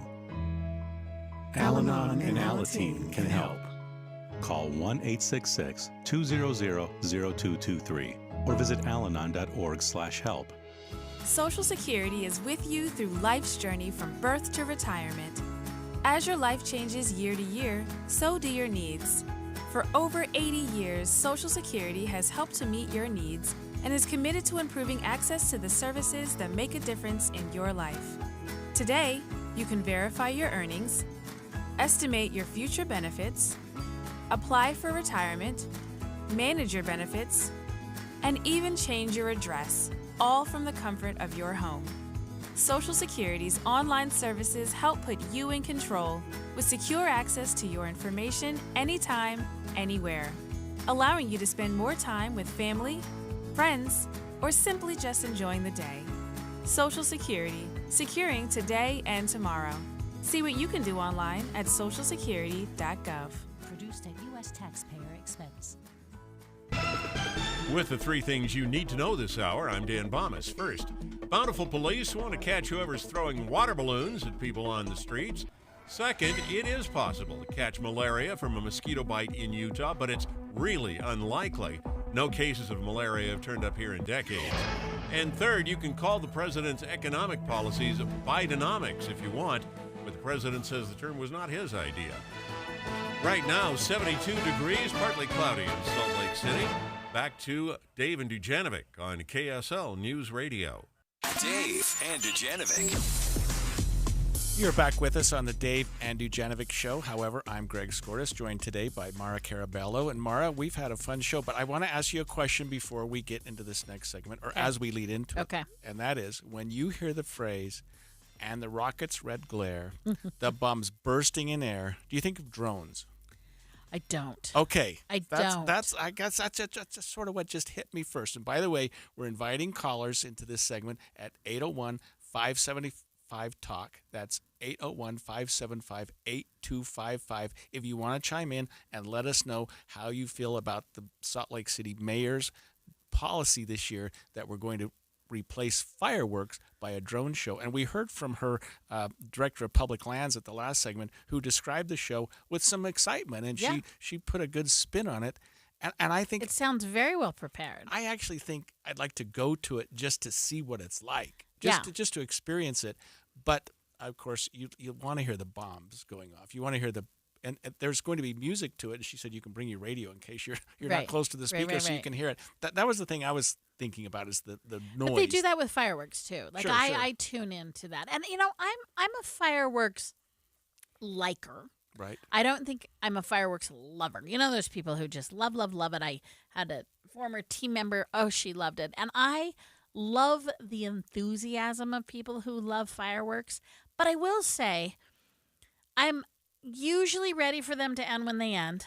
And if you've ever been to a major fireworks show in a stadium, you know firsthand how much smoke there is. Oh, yeah. It is intense. And the noise. And yucky and Right. gucky. And I've always had dogs, so on their behalf, Oh, they don't maybe like it, I'll right. be a drone voter. The other thing I'm going to say is remember, changing our habits and keeping things fresh for those of us who are of a certain age wards off Alzheimer's. Right. So, we need to be flexible, Greg. We need to be agile with how. But I don't know. The tradition of fireworks is as linked to the 4th of July and these As anything. July holidays as Right. anything.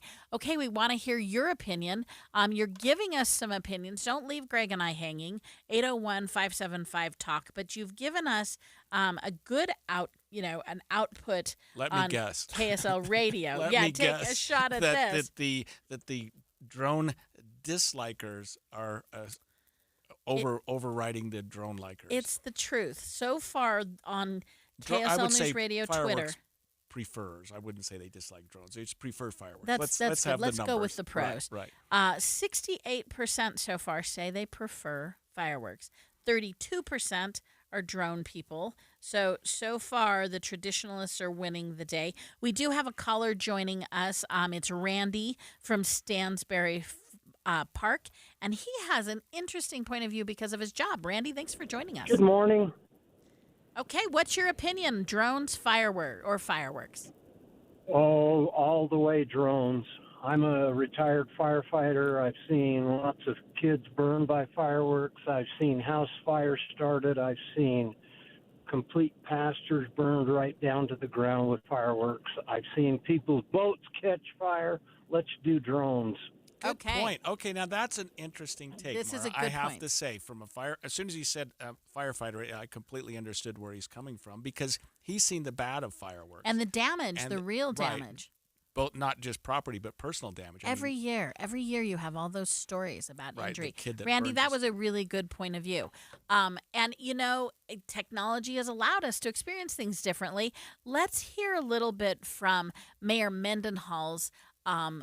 She joined Utah Morning News earlier today, and she did give the details on the show. Let's hear from Mayor Mendenhall. So the July 1st show on Saturday will be at Jordan Park on 9th West in Salt Lake City. It will start at about 10 p.m. and last 10 to 15 minutes. There'll be a display of lights and some choreographed formations with the drones. You can tune in at 97.9 on the radio to listen to the music that they have choreographed to it. And the drones will be about 300 feet up in the air, which could be visible for about a 5-mile radius. So we have an interactive map that you can check out maybe where you'll be and whether or not you'll be in the view shed of that at slcevents.com. I think this is innovative, and I have to hand it to the mayor because we are in the middle of a drought, notwithstanding the winter that we just That's had. right. And it seems awfully green right now, but up in Canada, their wildfires, they're starting to drift south as by the day, it seems. So we're getting more and more fire danger. We had a little bit of a dry April and May in Salt Lake County, which means that our potential for brush fires is probably high, especially because we have so much grass, so much we that have a grew lot because growing. of the spring. So yeah, I mean, and you have to sort of move with the flow. I mean, drought, finances, and the firefighter Randy, who just talked about the dangers that it causes, that he's seen the harm caused by these fireworks. So yeah, that makes a lot of sense. And so she's talking about a show this Friday, This Saturday. or Saturday night. July 1st, I think, represents the July 4th celebration because it's a midweek. So, and then again on July 24th at Liberty Park. So the July 4th one's at Jordan Park, which is over on 9th West. I think it's about probably North Temple or South Temple. It's pretty far. Right. I used to play baseball there. Yeah. So okay. I thought I know where it was. Yeah, our Twitter friends are holding true. They've gone up to 69% fireworks. Uh-oh. Traditionalists. Well, that's okay. Yeah, that's okay. I have to be in that traditions are camp great. too. But I think I'm Camp Drone. I think I'm a convert. I'm Camp Drone a little bit in the sense of this. And if I was voting, I'd still vote for fireworks. But I want to see the drones. I'll travel to Salt Lake to see the drones because I've never seen them before. And if it works, you're going to go, wow, that was a great thing. They've also padded it looks like, with some festival-type atmosphere. So we're there. Greg Skordas, Maura, Carabello, we've had a great time on KSL. Enjoy your day.